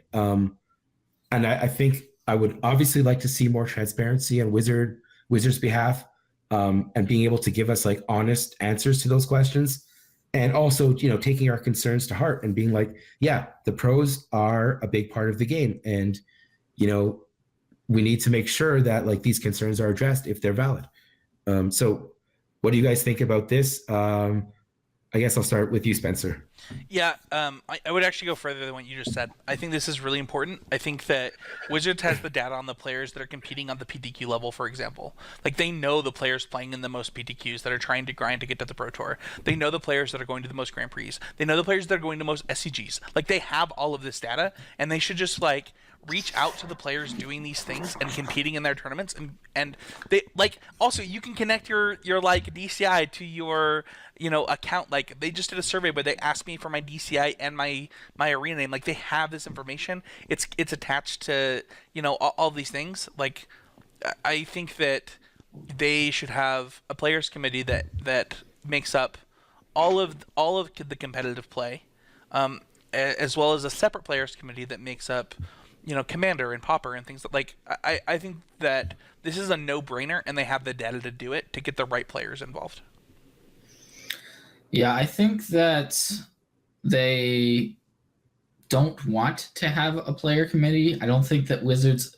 I think that we think that, and it is in our best interest to have it. I don't believe that Wizards necessarily thinks that it is in their best interest to have this player committee. And that maybe I'm not true. That's speculation. So we know that they did the player consultants, right? They did that, and that was there was a lot of positive feedback when they picked the 3 consultants. But those consultants' jobs have now expired. They're currently, I would say that the closest thing to the player committee is the MPL. Just because it's the 32 players who Wizards is going to be talking to the most, and so we're just the closest extension of Wizards of the Coast as of this moment. Is that healthy for the community at large? There's definitely some debate to be had there, because the MPL is in a different circumstance than the rest of the player base. So do I think that it's a good idea? Yes. Do I know that, like, what is that? Once we form a committee, like we have these very influential people in the community. Like I think what Jerry did was really productive, as has already been mentioned. So thank you to him. I think the big voices in the community have the biggest pull, and that's just the bottom line. Like if you have a big audience on Twitch or Twitter or wherever, like and you say something, it's gonna have a larger impact. Like we just saw BBD make a post about his feelings about a variety of things, I believe, including the MPL and how he was feeling the segregation from the community there. And that got, it's BBD, right? He's like one of the bigger faces in the community. And I think that the MPL is kind of a player community of sorts, but it may not be what John wants, because it's somewhat self-serving, and it's somewhat, we're already in the MPL, so like we have different motives than others. And so it's definitely an interesting concept. There have been conversations between pros on social media platforms like Facebook and Twitter, just pros, and I think that that's good, but it's unclear exactly how much power those conversations actually have without Wizards coming and saying, we want to give you that power. Like when they came and said to the consultants, they were like, hey, Huey, like we are going to give you a power to actually make decisions and come to the Wizards of the Coast headquarters. And I think that's great. Personally, I feel I'm happy, because I feel like what I say matters. And I don't know if John feels like what he says matters to what Wizards said, but I feel like whatever I say, Wizards, like I have a direct extension to them, I feel like. So whatever I say, they will listen to. So I'm personally in a situation like that, but I could see the other side of it too. Yeah, I feel like I don't have that avenue, and I feel like a lot of people outside of the MPL don't have that avenue. And just asking all the MPL players what they think is not really covering all bases. So I think like a player committee where, like, if you're qualified for a Mythic Championship, you're on, you're in some group, some Facebook group or something, and you can bring a concern to your representative, and they can be like, okay, well, we think this is something that everyone would be interested in. If they canvass the group, yes, people really care about this issue, and then they can bring it to Wizards and get you an answer. Because right now, like, if you have a complaint or something unfair or something you think should be changed, like, what do? You write on Twitter. I mean, I don't know. You can email Premier Play, but those emails sometimes don't get answered. And honestly, they don't really care and I agree with you, Seth. I don't think they want this committee. I don't think they want people to be able to ask them questions or, bring their concerns to them. They don't want all that noise. But I think that it has to be player driven. Like, we have to decide. So even though this is a change for competitive play that I'd like to see, I think it's the players who have to get together and say, yeah, we're going to make sure this happens. I hope it happens. I don't know. It's going to be hard, because I don't think Wizards is interested unless, they're sort of forced to. I will just to give my last on this. Like, as somebody who makes a product for a living, if I only took the top 32 power users of my product, of the software that I make, and only took their opinions, my software would only get better for those 32 people. And like, that would mean that I was doing a very poor job as a product manager to make software that works for everybody. And I don't think that a game is any different from that. Yeah, I think they rely a lot on, sales are good, growth is good, so we're doing a good job. But that just leads to alienation when people feel like they're not being considered. Keep in mind, they are busy there, and they are still trying to hire a bunch of positions. They may not feel like they can currently take on an additional, like, they're already taking, the MPL is something that there's been a lot of like aspects of it that have created these unforeseen loopholes that they've kind of had, these hoops they've had to jump through. Okay. Yeah. And so that's their main focus right now. I think that they want to make I don't know that they're going to be able to fully process concerns like outside of the MPL until the MPL actually that makes sense. That's gets fair. going. but like some of the concerns that have been been happening for a long time, like the stuff with the buys, for instance, and the tie breaks. That's like something that I wouldn't expect them to be addressing right now because they've probably got other things on their mind now. Talking about the pro club benefits, that's obviously something that they should be thinking more immediate. That should be more immediate on their mind. But I can see both sides of it, and I can see where John is coming from.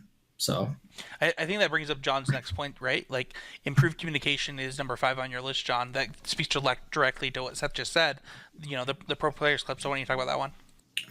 Yeah. So I mean, I don't know how much I have to say about this. We all know their communication is terrible.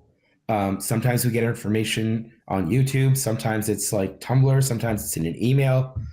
I mean, if you want to look up the rules for something, you have to find like an article that may or may not have a relevant title, that's dated, that they may have changed the rules since. I think like as players, like if we're taking this competitive game seriously, we need to be able to know what the rules are. We need to be able to go to a very dedicated central hub of information that's organized. Click on this. Oh, I want to see if I'm qualified for the RPHQ. Here's the RPHQ rules for eligibility. That should be very simple to do. And when someone asks a question that brings up a corner case, that needs to be added as part of the FAQ, part of the rules. There needs to be some accountability. They need to, like, once they make an announcement, stick to it at least for a period of time so players can adjust. They shouldn't change formats like a month before the tournament. They shouldn't, I mean, all these things. Basically, they are doing a terrible job of communicating. They're not giving us information in a timely fashion. They're retracting things that they promised. For good, like they're doing some really good things, and they're making sacrifices to get them to happen, like the MPL. But they need to take the communication with the player base a little more seriously, and I don't know, do something different. So yeah, Spencer, what do you think about this? So two things to preface this with. Number one, Arena is significantly more successful than they could have ever imagined. Who would have imagined that if you put this game that so many people love onto a platform that's really easy to play, it would blow up? Okay. Obviously, I'm being a little sarcastic here, but Arena is super successful. It sped up their processes for a lot of things that I don't think that they plan to happen, and because of that, their communication is suffering more than ever. That being said, Wizards has always had terrible communication. I want to answer a question that I get all the time. How do I qualify for a Mythic Championship? So the only way you know how to qualify for a Mythic Championship is only the paper ones. And currently, that is top 8 at Grand Prix, win a Mythic Championship qualifier at a Grand Prix, win a Mythic Championship qualifier at a store. This is known. I don't know why people don't understand this. They will be announcing the stores for the next season of Mythic Champion qualifiers soon. I believe you have to win a Star City Games Invitational, win whatever the qualifications are for the mocks, whatever the qualifications are for the format challenges, and both of these are on MTGO, and I believe that is literally all of the ways we know right now. So just to jump on that point a bit, or be a professional poker player. No, I'm just kidding. No, that does not technically qualify you. I don't know if Ben Yu has not got his invites yet. So anyway, just to jump on that point, like you're pretty plugged into what's going on, Spencer, and like you sort of have that answer. But if you're talking to someone who's I actually think that that's not true. I think that there's a lot of disinformation spread on Twitter. People are like, "How do I qualify for the Pro Tour? You haven't announced it yet." They definitely have. Where is it? They even announced it 6 months ago. That I can link you to the article. The only That's the problem. It's in an article. It's buried in an article. It's not. The only thing that is unknown is what will happen to bronze, silver, and gold pros after your invitations expire. That is the only missing piece. What happens to pro points? How do I qualify through grinding is the question, not through winning a tournament or through a Magic Online series. But the problem is that, one, people didn't like the answer that Wizards of the Coast gave. They didn't like, we're going back to PTQs, the stores will be announced. And people were like, well, what about PTQs? They're like, they're gone. But that was all the answer they gave. They never responded. They don't respond to these questions because they just link to this article because it's like, all right. Go ahead. Here's why they're not responding, right? They probably, almost certainly, they don't know the answer, and that's why they don't have it ready to give. There's certain things that they just haven't. They're still trying to work out, and it feels like with the qualification for the invitational, which they just announced on, I think it was like right before the ladder started for February. They needed to announce it before February started because the way to qualify for the invitational involves playing in February on the ladder. So they had that. There's a time constraint there, and I feel like they don't feel. Also, please note that invitational is not a Mythic Championship. Yes, that is not a Mythic Championship, but it is, a big tournament that you can qualify for on MTG Arena. So it does fall into that digital, and it is. I believe that, anyways, yeah, it's a big tournament, so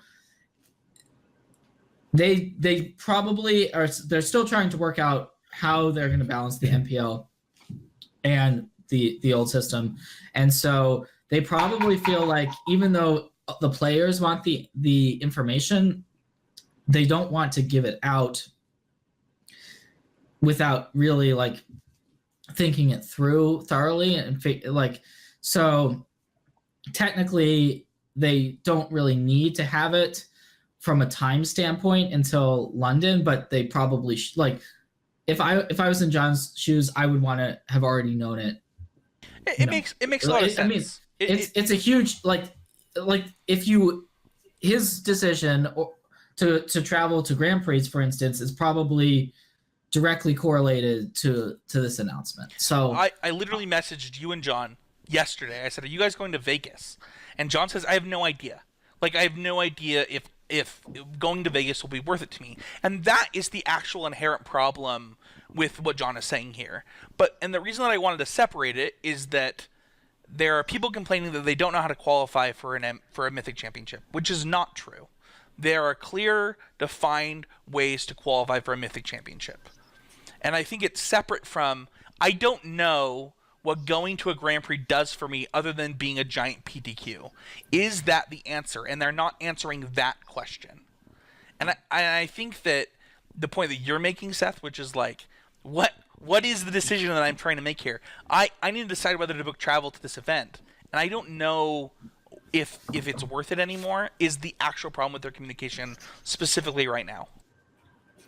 Well, I think like a bigger, easier to fix problem is just that their information isn't consolidated in one place in an easy to reference way. That's true too. Like that to me is a problem that is solvable right now. And I understand that, like what Seth was saying, there's some like time constraints. They're trying to race through these decisions so that they're in place in time. I understand that they're going through a transition. Feels like we'll be going through a transition forever, but I understand that's why it's happening. It's still frustrating. But yeah, getting all the communication, you should be able to click on something and find out the rules of the game you're playing. Yeah, I just hope they do that.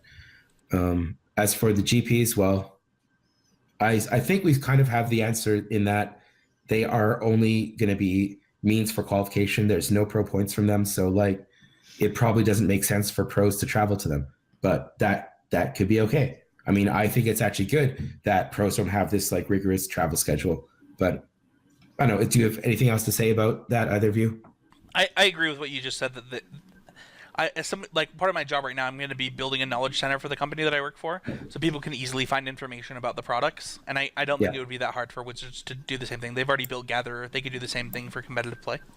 Yeah, it requires some resources, but it's important. I honestly don't know what they're going to do. So like, I think that people look at me and they see that I'm in the MPL, so they think that I have this wealth of knowledge that extends beyond that maybe there's certain things that I'm trying to say to promote Wizards or this or that. And to a certain extent, like I am promoted, like I'm promoting Wizards because I am getting paid by them. So like, I'm not going to say anything, I'm getting paid by them and I like what they're doing for me, right? Like I like that I am in the MPL. They are making me personally happy with my Magic destination. So there's no reason for me to be unhappy with that, but I just don't know what they're going to do. I honestly have no idea. Hashtag sponsored.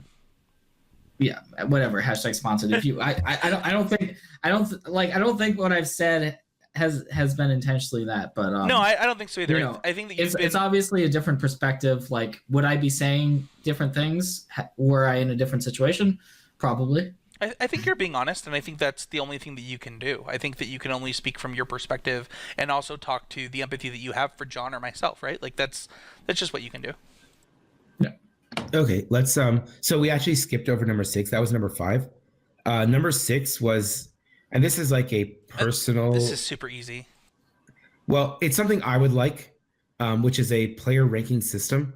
I mean, as you see with the ladder, it's like really motivating to try to climb up and get. I mean, I'm not playing on Arena right now, but like I'm watching people do it. I can imagine myself wanting to do it, and just like I think that Elo had some problems the way it was implemented. Mainly that people had to sort of not play tournaments in order to protect their rating, or they're playing like a casual pre-release and they could risk losing a Pro Tour invite. Those are problems that if they were going to put Elo back, they would have to address. But I personally really enjoy like watching my rating grow, trying to get a personal best, and I would like to see it reincorporated in some fashion. I also think, by the way, that one of the main problems with the pro club system in the past has been that the players who get platinum or the highest level kind of got there by spiking a couple tournaments and then being willing to travel a lot of the time. And of course, there's some correlation to who the best players are, but it wasn't always platinum players were the best players this year, which means that some people are temporarily overrated. And then in order to try to keep their status, they have to go to like even further,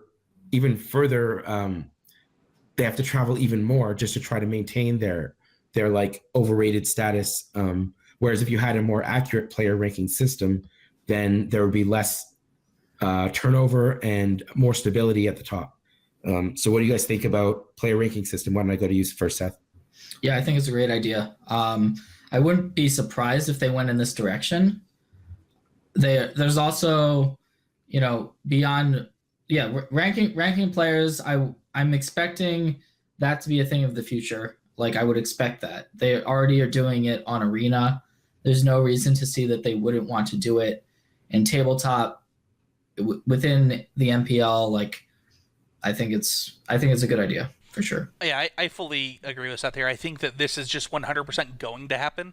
I think that there will be a tabletop ranking, and I think that it will actually address the problem you're talking about. I think it will only be included in like Grand Prix, like competitive level and up events. So like they'll decide where it counts, and then they'll start ranking players accordingly. And I think that will actually, like if I were to guess, I think that will actually impact invites to both Mythic Championships on tabletop and Mythic Championships on Arena. And I expect that all the players for both rankings will be invited to all of them. And that, go ahead.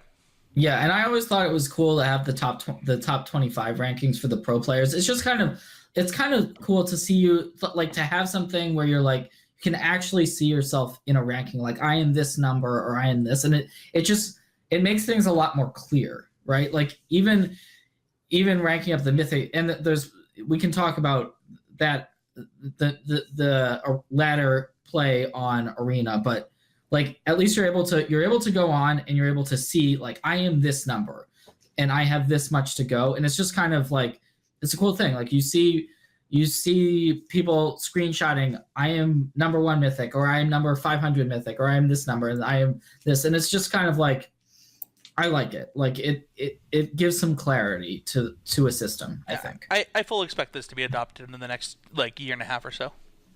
I hope they do it in a way that like not like the Elo system of the past where like it was all based on your most recent results. Like I think you can have lower K values or something so that you gradually increase or decrease your rating sort of in an equilibrium with your ability. That would be better for me. Yeah, I think they'll find a solution. I fully expect this to actually be one of the good changes in the next couple of years. All right, well let's hope. I'm rooting for you, John. I'm rooting for you.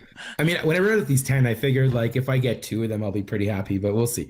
Okay, let's go on to number 4, which is improvements to Arena for competitive play. And I don't want to bash on Arena. I think Arena has been great for a lot of people. These are goals that would make me more interested in it. I would like it to be better than it is. I'm not saying it's bad. So that said, there are 3 things that I identified as like what they need to do to make it better for competitive play. And one, I think, is you need to be able to customize your stops like you can on Magic Online. That means if you set a stop in their beginning of combat, for example, it'll persist from turn to turn. It'll be there all the time. If you want to have the option to always ask you to respond to a spell they cast, even if you don't have anything you can cast, I want that as an option. I don't want to have to play in full control mode where like you have to click 10 times per turn, click on each individual mana in your mana pool in order to cast a spell, click on resolving your own spells. I just want standard, like basically someone told me that Wizards had considered putting a coin in everyone's hand, which was like an instant that you technically could cast, even though you can't cast it. And that would make play more suitable for this. And that's what I'd like to see. So yeah, that was number 1.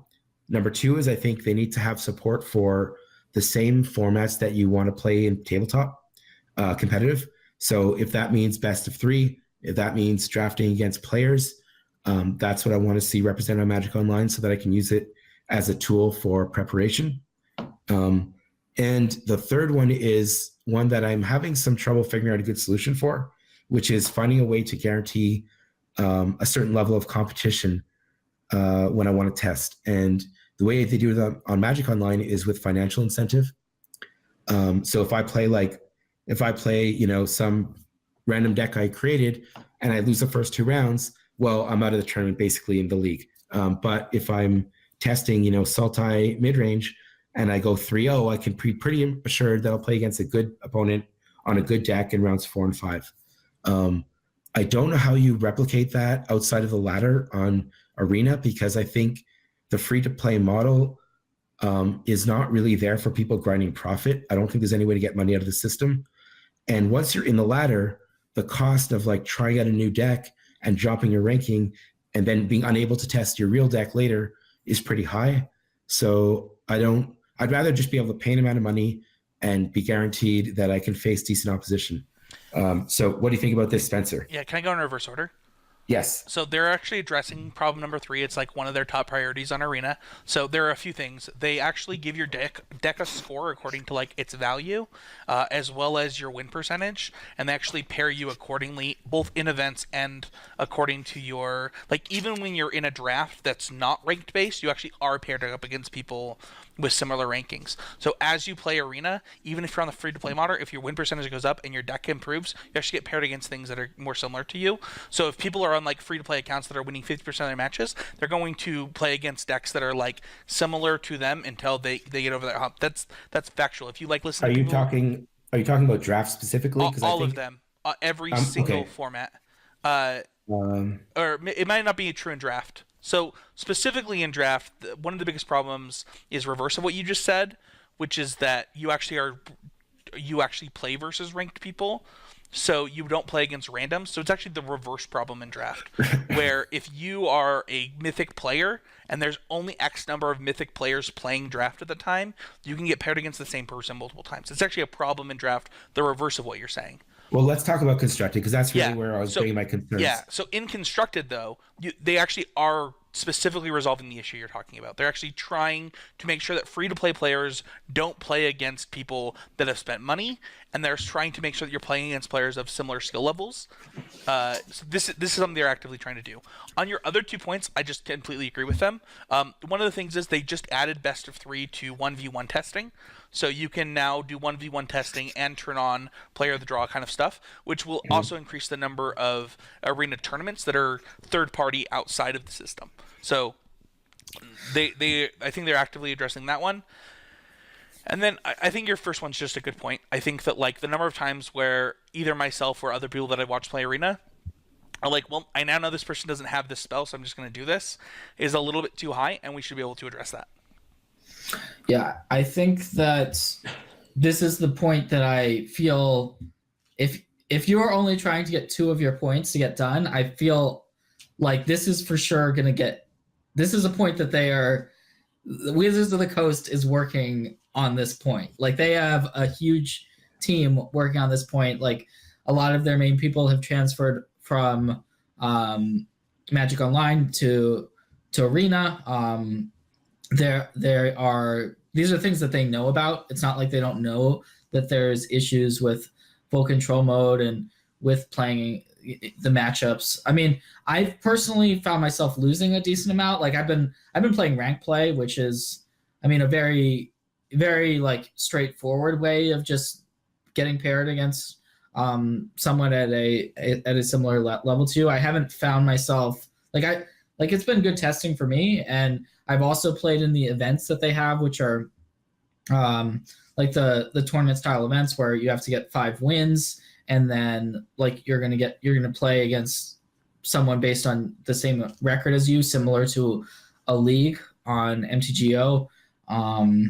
So I see this as it's definitely gonna like they are still like Arena's still in its infancy. They're working these things out, and as Spencer's saying, like every little while or so, they're constantly like making a change that I've felt has been positive. So I don't see any reason why they're not going to continue that trend. Yeah, Seth says like if you get 2 things, I actually think you will get the 2 things that we just talked about. I think you will get paper and arena ranked players, and I think that you will actually see significant improvements to arena competitive play before it leaves beta. So yeah, Well, I had some like my concerns are also they've also, even though they are working on this and have made some good changes, they've also done some things that I think are a step back. Well, not a step back. Basically, like for example, I don't know how it works, but there's some sort of like hand smoother for best of one. Is that right? that is correct. there is a hand smoother. I don't Opening- believe that it's just for best of one. It is only for best of one. So what happens is Oh yeah, it is just for best of yeah. one. So Okay, what happens is it looks at 2 opening hands, and then it gives you there's a higher percentage chance, it's not guaranteed, that the hand with the better spell to land ratio is your opening hand. So it's not 100%, but basically it looks at 2, and then it gives you a higher percentage chance on the one that has a better hand spell to land ratio. So to me, like something like that, which may make for better gameplay, is a step away from tabletop competitive play in that it's not how it works on paper, and there are probably deckless considerations that go into that. But you also when don't you're play playing best that of one in format. paper, right? So You don't, but you know what? I think best of one is attractive. I personally would have fun. I went to a local draft when I was in Toronto, and they had an F&M. It wasn't on Friday, but there was like a draft, and they were like, they "Do sent you us guys an want to email do?" out. Yeah, Wizards actually gave incentives to do, but they gave you a free mulligan at that draft, right? Well, basically, they ran both. They ran a best of 3 draft and a best of 1 draft. I don't know what you all are talking about not playing best of one. I played a pretty important best of one based match. Player of the year. No big deal, but that was on tabletop. So Yeah, actually, to John's point, they actually are doing a system specifically for draft FNMs where they invite stores to run best of one drafts, and in the best of one drafts, the players get a free mulligan. sure. Okay, well, there weren't not enough players to sign up for the best of one, so it didn't run. But I mean, I thought it was cool. Like you have really short rounds. You can play 5 different opponents, see how your deck works. Like I think that's perfectly valid as a competitive format. But I want to see the main support on Arena be the same as what we're being asked to do in competitive play on tabletop, because I want to use it as a tool. So that's my goal. But yeah, I agree. They're working on it. I'm still not fully on board with what you're saying, Spencer, about the quality of opposition, but you know, I'm not saying it's amazing. I'm just saying they are actively trying to improve it. Yeah. Okay. Well, yeah. And when I've been watching people stream, the quality of opposition has been fine. So, but like, I would feel like if I ranked up to like 10 mythic and I'm like, well, I want to test for the PT, but I don't want to lose rank. I can't try this deck. I mean, that's annoying, but okay, whatever. And I think They're working on it. I think they can fix it in the events too. Like they can use that same ranking system to try and pair you plus the cost of your deck, stuff like that. So Okay, so hopefully that gets done. Let's move on to number 3, which is Pro Club benefits for players outside the top 32. So we've talked about this. I feel that it's an important part of competitive Magic that people buy standard decks, play their FNMs, they do well, they go on to PPTQs or RPTQs, they top 8 something, they move on to a GP, they make day 2, they get their first pro point, they get their first cash, and eventually they qualify for a PT, and then they work their way up the ladder, bronze, silver, gold, and then eventually competing for platinum, MPL, world championships.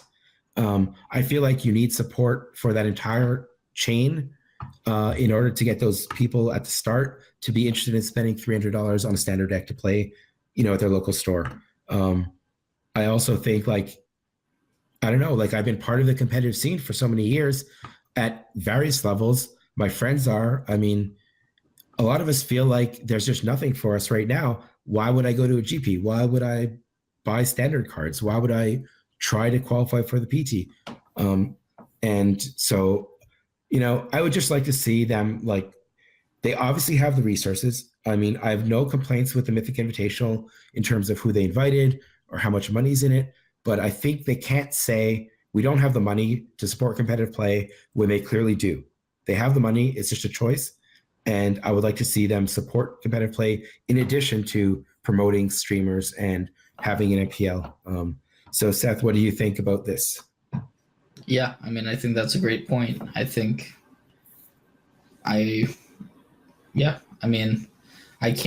argue with it. I would like to see that. I don't know what direction they're going to go in on that. I don't know what the process is going to look like for qualification wise. What below the MPL? What is the next? Is there a next level beyond that? Or how do you play into the MPL? Is it I was looking at my stats because I was interested. Over the past 5 years, I was in the top 32 twice. I feel like coming up, I didn't have a great season last year. I basically just barely made gold, which is still pretty good. But I was probably ranked 95th or something. But do I have a path to trying to get on the MPL? Do I just have to win a Mythic championship? Is that the only way I would be in consideration? I have to earn individual invites for all the PTs now. And I think the MPL will, getting into the MPL will depend on my results at these PTs. So my life as a grinder is try to qualify for everything. But if I miss one, I'm it's going to be really difficult. If I don't top 8 a PT, I basically have no chance. So what am I playing for? Why am I grinding? So I don't know, Spencer, as a PTQ grinder, what do you think about your situation? Yeah, this is a really good question. So the Pro Tour that I qualified for was the last Pro Tour of the season. So this has actually always been one of my biggest complaints until they moved to the quarterly system, was my Pro Tour doesn't even matter. I'd literally have to win the top 8 the Pro Tour to get silver, to qualify for another Pro Tour, just chain Pro Tours. So so I have a couple of thoughts in my time playing Magic. My number one thought is that PPTQs were the worst thing to happen in Magic since I started playing. I think that it was the worst development, the worst idea they ever had. It made Magic more of a chore and more unfun for grinders. But also at the same time, I think that bronze and silver are some of the they changed from the old Pro Club system to the new Pro Club system. Also in my time playing Magic, and I think that was one of the best changes to ever happen to Magic the Gathering.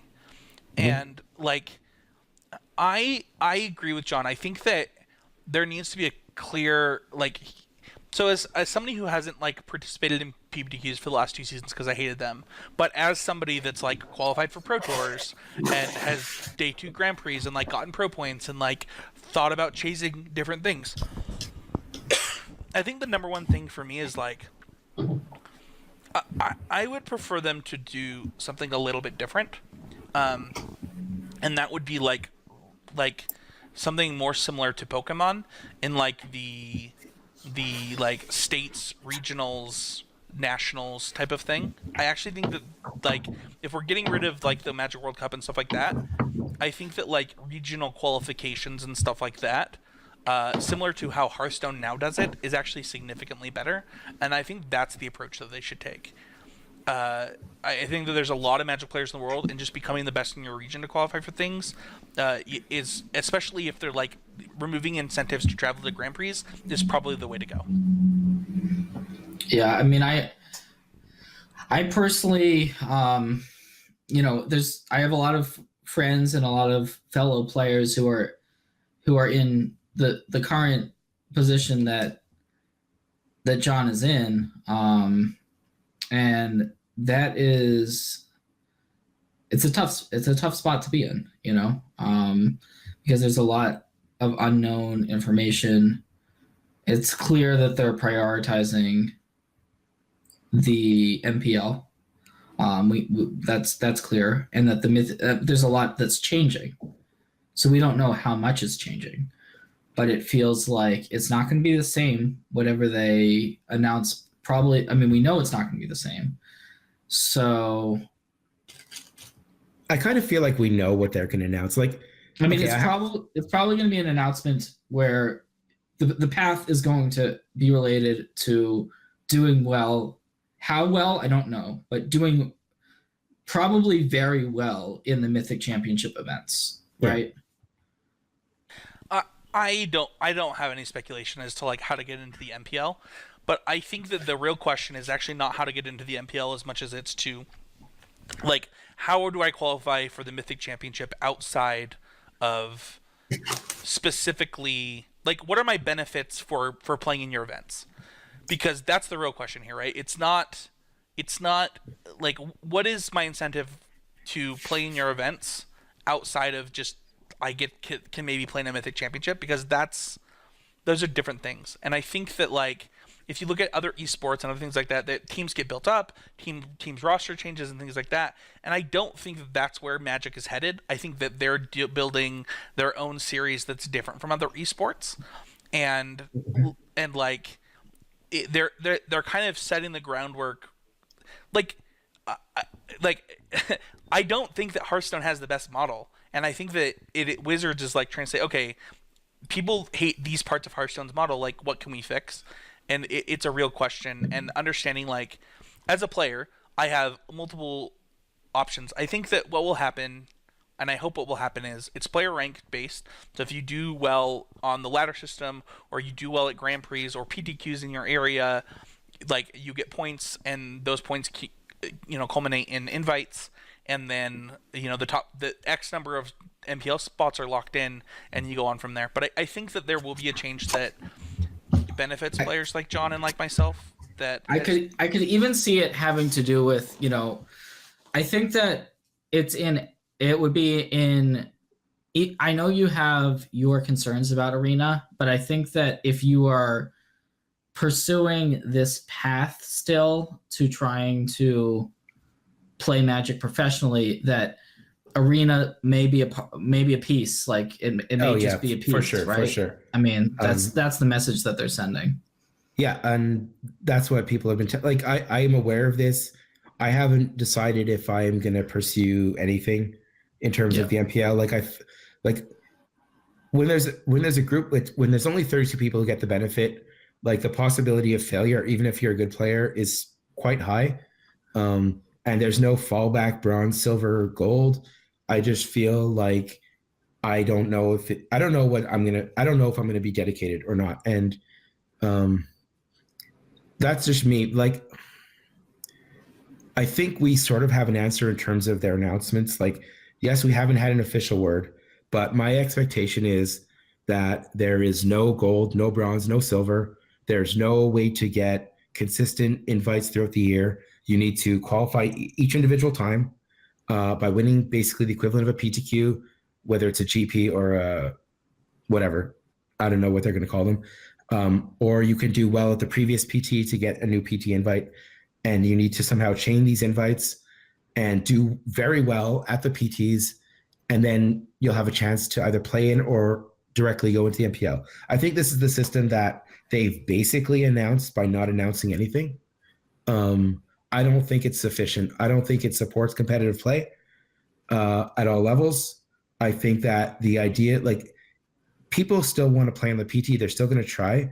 But I think that these longtime competitive players are going to be kind of just fed up with the whole process and be like, I've played on a PT before. It's not about like a chance to get on one PT. I want to, try to work my way up to maybe be in the MPL at some point. And it's just not a reasonable path. It might be a reasonable path if you just play on Arena, because you don't have to travel. You could just play Magic because it's fun.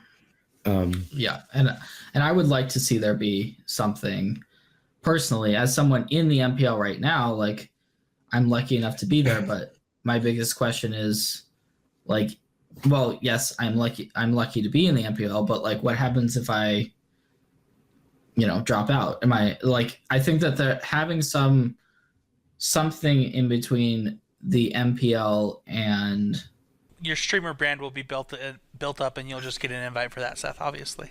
Well, that's actually what they're pushing people towards. I know you're saying it's a joke, but like they're like, make yourself relevant by producing content, and then you'll get some like invite to some invitational. And like Seth, if you fall off the MPL, maybe you have some opportunities like that to like sort of continue to play.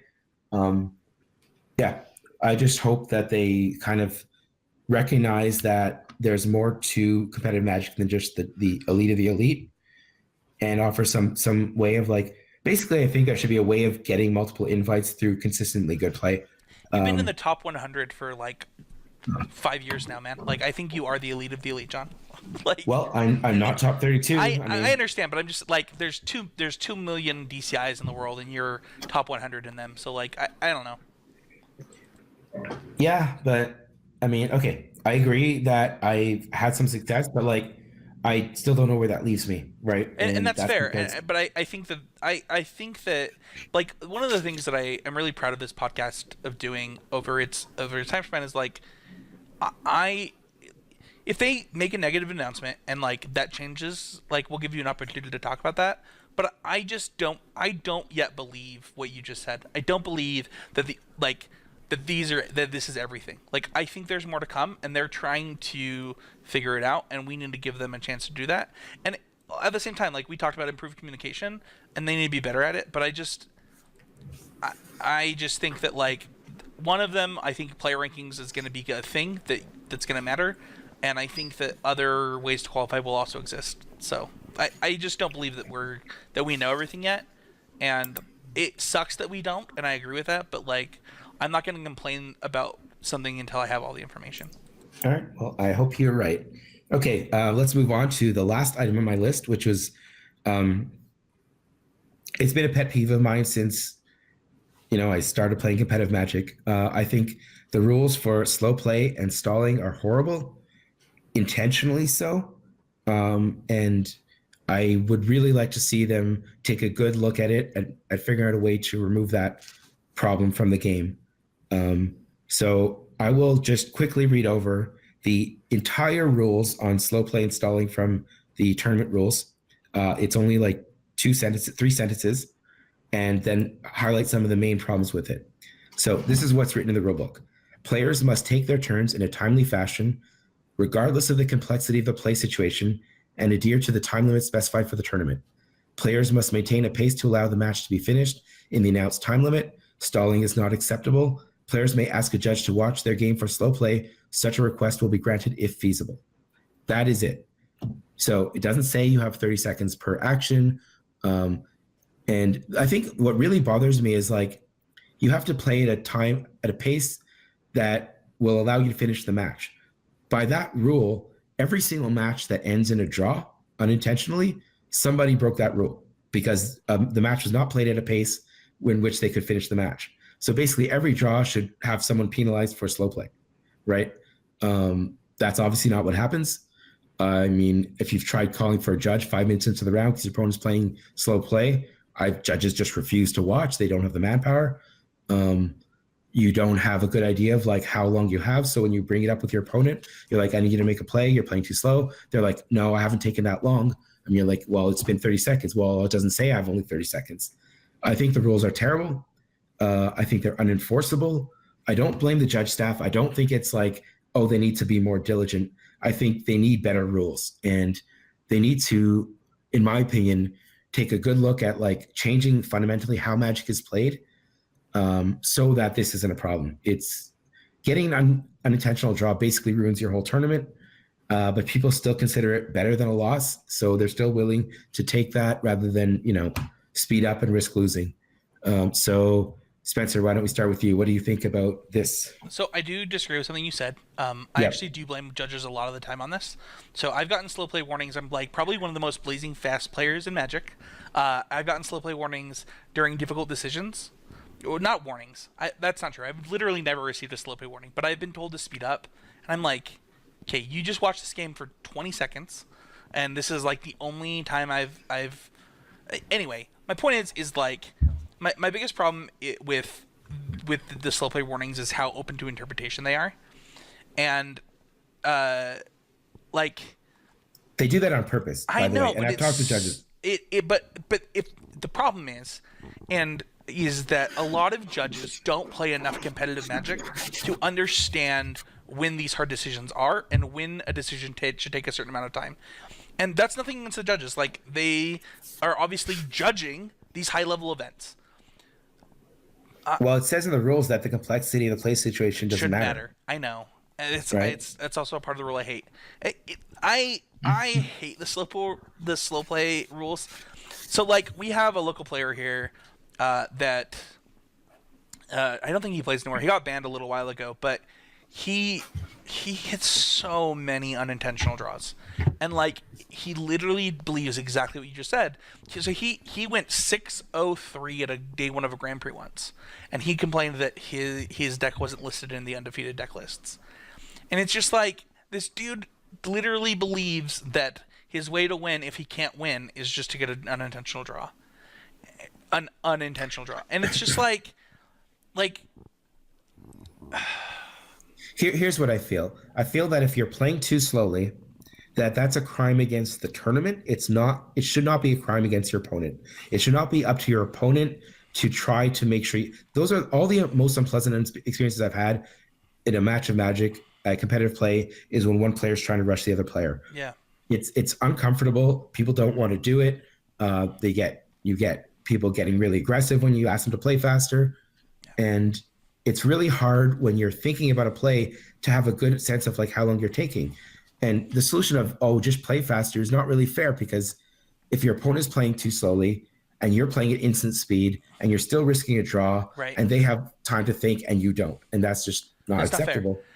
There was so GP Salt Lake a couple years back. It was day 2. It was round 1 of day 2, and my opponent was writing down every single card I played in limited, and he was not doing it quickly. Yeah, some people do that. And this player, I believe he's actually Canadian. Anyway, I called the judge and I was like, "This is unreasonable. Let's pretend we split the play clock into 2 people. Like, he is taking an abnormal amount of this play clock to write down my cards during my turn, and it is unfair." And the judge is like, "That's not how the play clock works. That's not how the clock works." And I'm like, "I understand it's not how the clock works, but he's like, you can also do what he's doing." I'm like, that's not my point. Like, my point is he's gonna take 40 minutes of this 50-minute match, and like that's not how this should work. And it was really, I don't remember if it was either Paul Rietzel or Owen, like, kind of voice like, "You're kind of being a dick to me," and I was like, I'm just trying to like express how him slowly writing my cards down should not be within the rules. Anyway. Yeah. Okay, Seth, what do you have to say about this?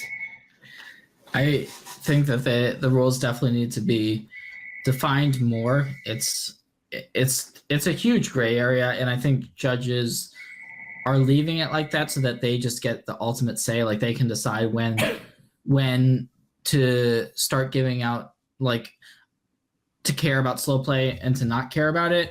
And I agree with everything that's been said about it creates this uncomfortability.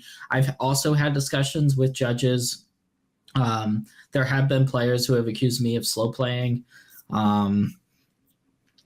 And yeah, like it's not.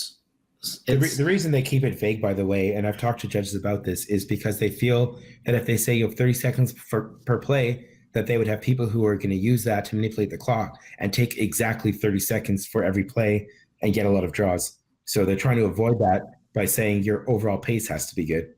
But that creates an unenforceable problem. Like, you just can't. Anyway, go on.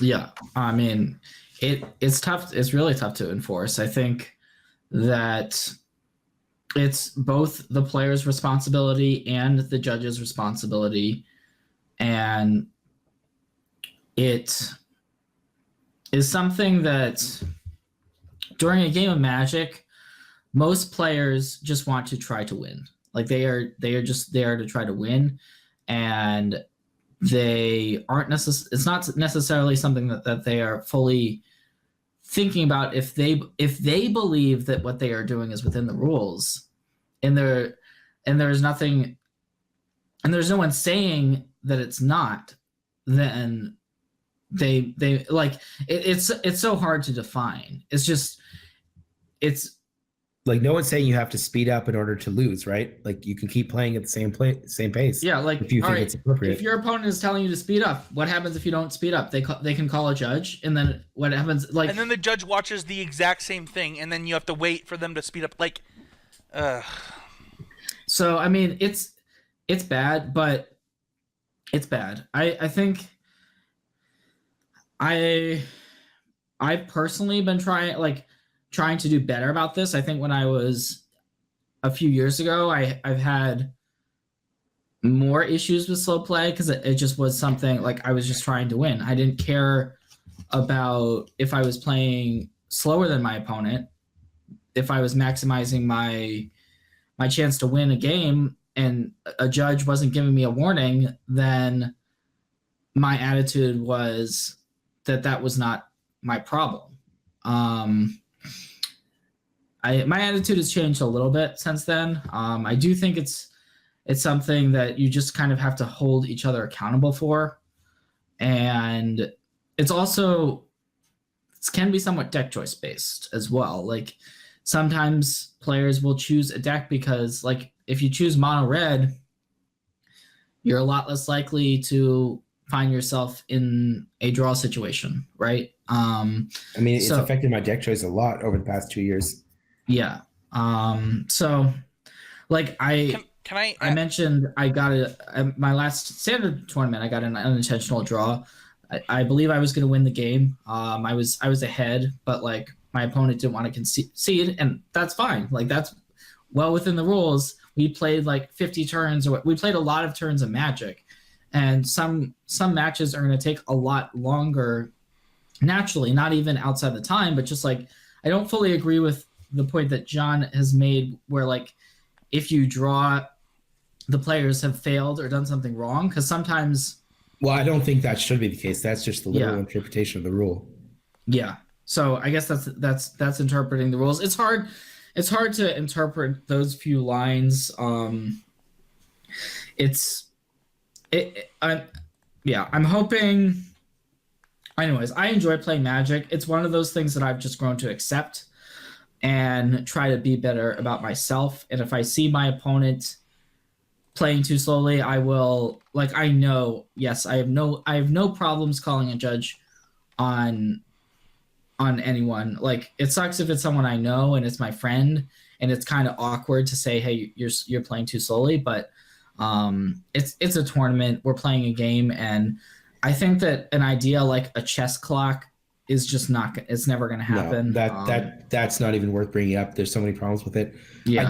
I will say that one thing I've done recently is I picked up you can't use anything like a cell phone at the table because of connections to internet. But I picked up like a little digital clock at the dollar store, and when the round starts, I click start the timer, and I have it there. We can both see it. So first of all, if someone's blocking the clock and you can't see the clock, you can see the little timer. But also, if like, when it's my opponent's turn, I feel he's taking too slow, I can just see, it's been 20 seconds, it's been 30 seconds, and I can bring it up, and I'm like, hey, it's been 30 seconds, can you make a play? And having that reference is like kind of useful, I think. I'm hoping it'll help out. Yeah. I recently played a match at the last Pro Tour, actually, where I was playing against someone, and it was someone that I know. I don't really want to name the person, but like we played 2 games. I think we finished with maybe like 10 minutes or so on the clock, and they were long games, but we finished the games. I won, and I took more of the clock, right? And there was multiple times during the match where my opponent said, "Can you please speed up?" And I tried, but I was sitting there thinking it was the Pro Tour, and my opponent never called a judge on me. And I feel like, and then after the match, like I didn't fully realize like everything that had been going on, how strongly they felt I had been slow playing. And then after the match, they kind of called my character as a person into question, is how I felt. And maybe that's not how they intended it. That's just how I felt at the time. And I wish they had called a judge, but at the same time, it's like, if they had called a judge, then would the judge have, like, I would have at least liked the judge to have seen it so that I could at least talk to someone about it. But like, I think I was probably playing a little bit too slowly, but I don't think I was like, it's just weird because when you're playing against someone who is a very fast player and you are just a medium to slow player naturally, it kind of stands out. But it also is just such a gray area. And I don't know, like it's something that I feel like you may be getting an unintentional advantage to just playing your pace of play and thinking about decisions. And So just for reference, Seth Manfield has, I just looked at all of the people with the same number of Pro Tour top 8s as you, and you have less you have less draws than every single one of them at the Pro Tour, for what it's worth. Yeah, and yeah, I mean, I've been guilty of it before. I looked up 7, so I didn't look up like people like John and Kai that like have just played in, way more Pro Tours than you, but like they have no draws. They just win every time. And I've also been on the other side of it, and I wish there was more of a definition of it to say, like, I have to play like an Owen Turnewald, or it's okay to play, or like an LSV. Like those guys play so quickly. You have less draws than LSV, for what it's worth. Sure, but anyways, like I try. I know it's like when I was, it's been like something that I do care about, and I think about it.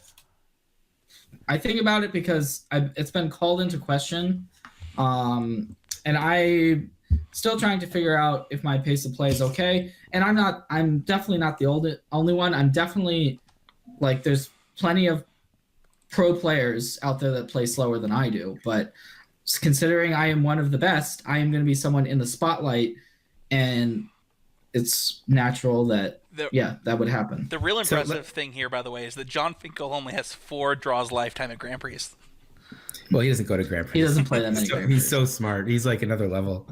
Anyway, let me bring up just a couple of suggestions that I had, and these are like kind of out of the box thinking, and I don't know if they'd be good, but like, what if we say that a game of Magic lasts 15 turns max, and that a turn cycle, that means your turn, my turn, should take a total of 1 minute on average, and that if there's no winner after 15 turns, it just goes to life totals.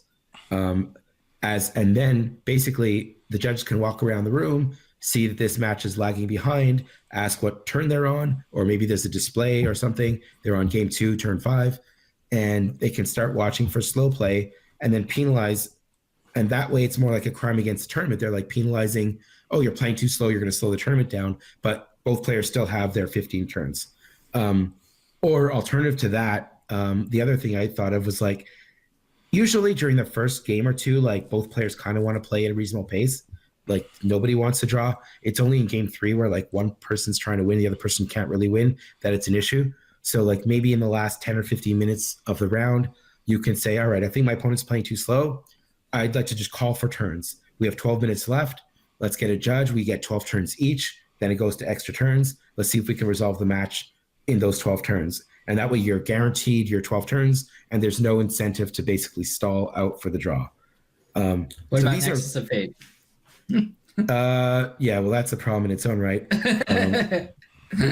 But I mean, according to if this was implemented like this, those extra turns count as turns, and then it goes to life totals. And then that deck just can't exist anymore. Well, I mean, you can Nexus of Fate for 12 turns, but like you also have to have your opponent at a lower life total at the end of it. Oh, that sounds so much worse. But I mean, it would be a big change to Magic. There would be decks that would be completely invalidated by it, but it would address the slow play issue.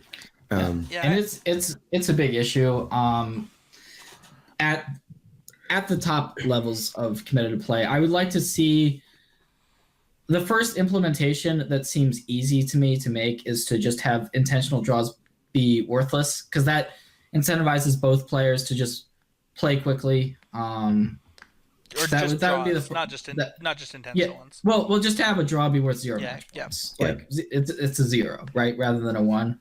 The argument against that is that you're going to get into situations where like both players know that someone should concede and they have to argue about who it should be. And I also think that concessions should be not allowed, and if you get caught conceding, that should just be a DQ. Yeah, but like, and yeah, you could say it's hard to enforce, but like, are players actually gonna like? I don't think that people will necessarily try to. Like, I know that if it's a rule like that, I'm personally never going to do it. So it's so funny how many of these like arguments that we're making are just invalidated by just playing digitally, by the way. Like, yeah, but that's true, and that's a solution. But I mean, we also, if they want to sell physical cards, there needs to be physical tournaments. Absolutely. And also there is such a thing as, believe it or not, there is a thing as slow play on MTG Arena. Oh. You can just be in control mode the whole time. And you can just rope out and do things like that, where you're taking a long time, and that's something that I'm hoping gets fixed. I don't like no concessions, because I feel that if it's going to time and my opponent is clearly ahead, and or either that or we're going to draw specifically because I used up all the clock. In both those situations, I feel like I should concede, and. You know, if there's no points for a draw, I certainly would want to. And I would certainly hope that my opponent would be willing. I did get a concession in this PTQ I just won, where we're on turn 5, and I have Karn and Ugin in play. He's at 6 life. He's playing blue-white control. And I just cast Emrakul and saw his hand was 2 lands and a Terminus. So I thought I was going to kill him on turn 5 with Emrakul, but he had the Terminus. So he kills my Emrakul. All I have to do is bolt him twice with Ugin, and he's dead. But he could take the draw, and then we're both out of the tournament, and he conceded to me. Yeah. So, and I feel like I appreciated it. We didn't discuss anything beforehand. There were judges there, but like after the tournament, I found him. I gave him some prize, because I'm like, you know, not everyone would do what you did in that spot. And even though I was going to win the game, I appreciate that you gave the concession. Yeah. But I mean, I think that, so I don't want to take those concessions out of the game. But I don't want to be in that. I think I agree with you though. Like, I think it would be a general improvement if you just said draws were 0. And it's not because I think intentional draws are bad for the game. Like, it's not that argument. It's just the incentive to take a draw when you would otherwise lose. To take that out of the game would be a good thing. Yeah. I think that would be. Yeah, I agree. And I'm willing to suffer the debate situations where someone's arguing for it. And I think my line would honestly be, if I feel the game is in the balance and I feel like I didn't use too much of the clock, like if basically there's no reason for me to concede, I just won't concede. And then it's a 0, and that's fine. Yeah, and we get a 0. And yeah, that's just, you know, I'm okay with that. I suppose it's better than the current situation.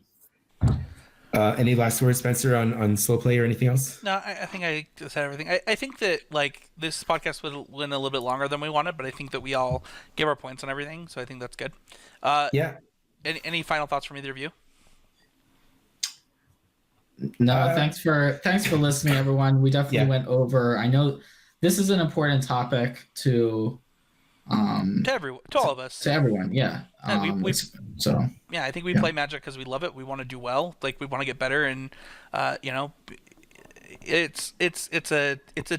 I certainly, while I said that I think that people are over complaining right now, I also understand that like part of what's going on with a lot of people is they feel like they're losing something, and dealing with loss can be really hard. So hopefully things turn out kind of like John said. Hopefully I'm right. Yeah, well, I mean, I want to revise my prediction or my goal. Like, I listed 10 things here. I would like to see improvements made in at least 5 of them, and maybe 3 of them solved to a satisfactory level. And that's my goal for Magic in 2019. Sure. Whether or not I'm part of the pro scene. Yeah, so if you, one of the questions that we get the most often is like, how can I support the podcast outside of Patreon? If you go to constructivecriticism.com, click on swag, you can get t-shirts, hoodies, phone cases, mugs, stickers, stuff like that. Check that out on the swag page at constructivecriticism.com. You can find me at Spencer Thurton H. You can find John at John Stern MTL. You can find Seth at Seth Manfield on Twitter. You can find the podcast at CCMTG. You can support the show on Patreon at patreon.com/CCMTG. You can join the conversation if you're a patron of $12 or more per month by joining the Facebook group. It is actually significantly more active the last couple of weeks. I highly recommend you check it out. Facebook is, one of the things that we hear from other patrons of other shows is like how hard things like Discord are to keep up with. Facebook makes it really easy, and that's why we've chosen that method. So patreon.com/CCMTG, join the conversation there. If you do like Discord, though, we do have one for all of the network and everything going on. Don't forget to check that. Those are all in the show notes. And yeah, thank you everybody so much for listening, and we'll see you guys all next week. Thanks, everyone. Thanks.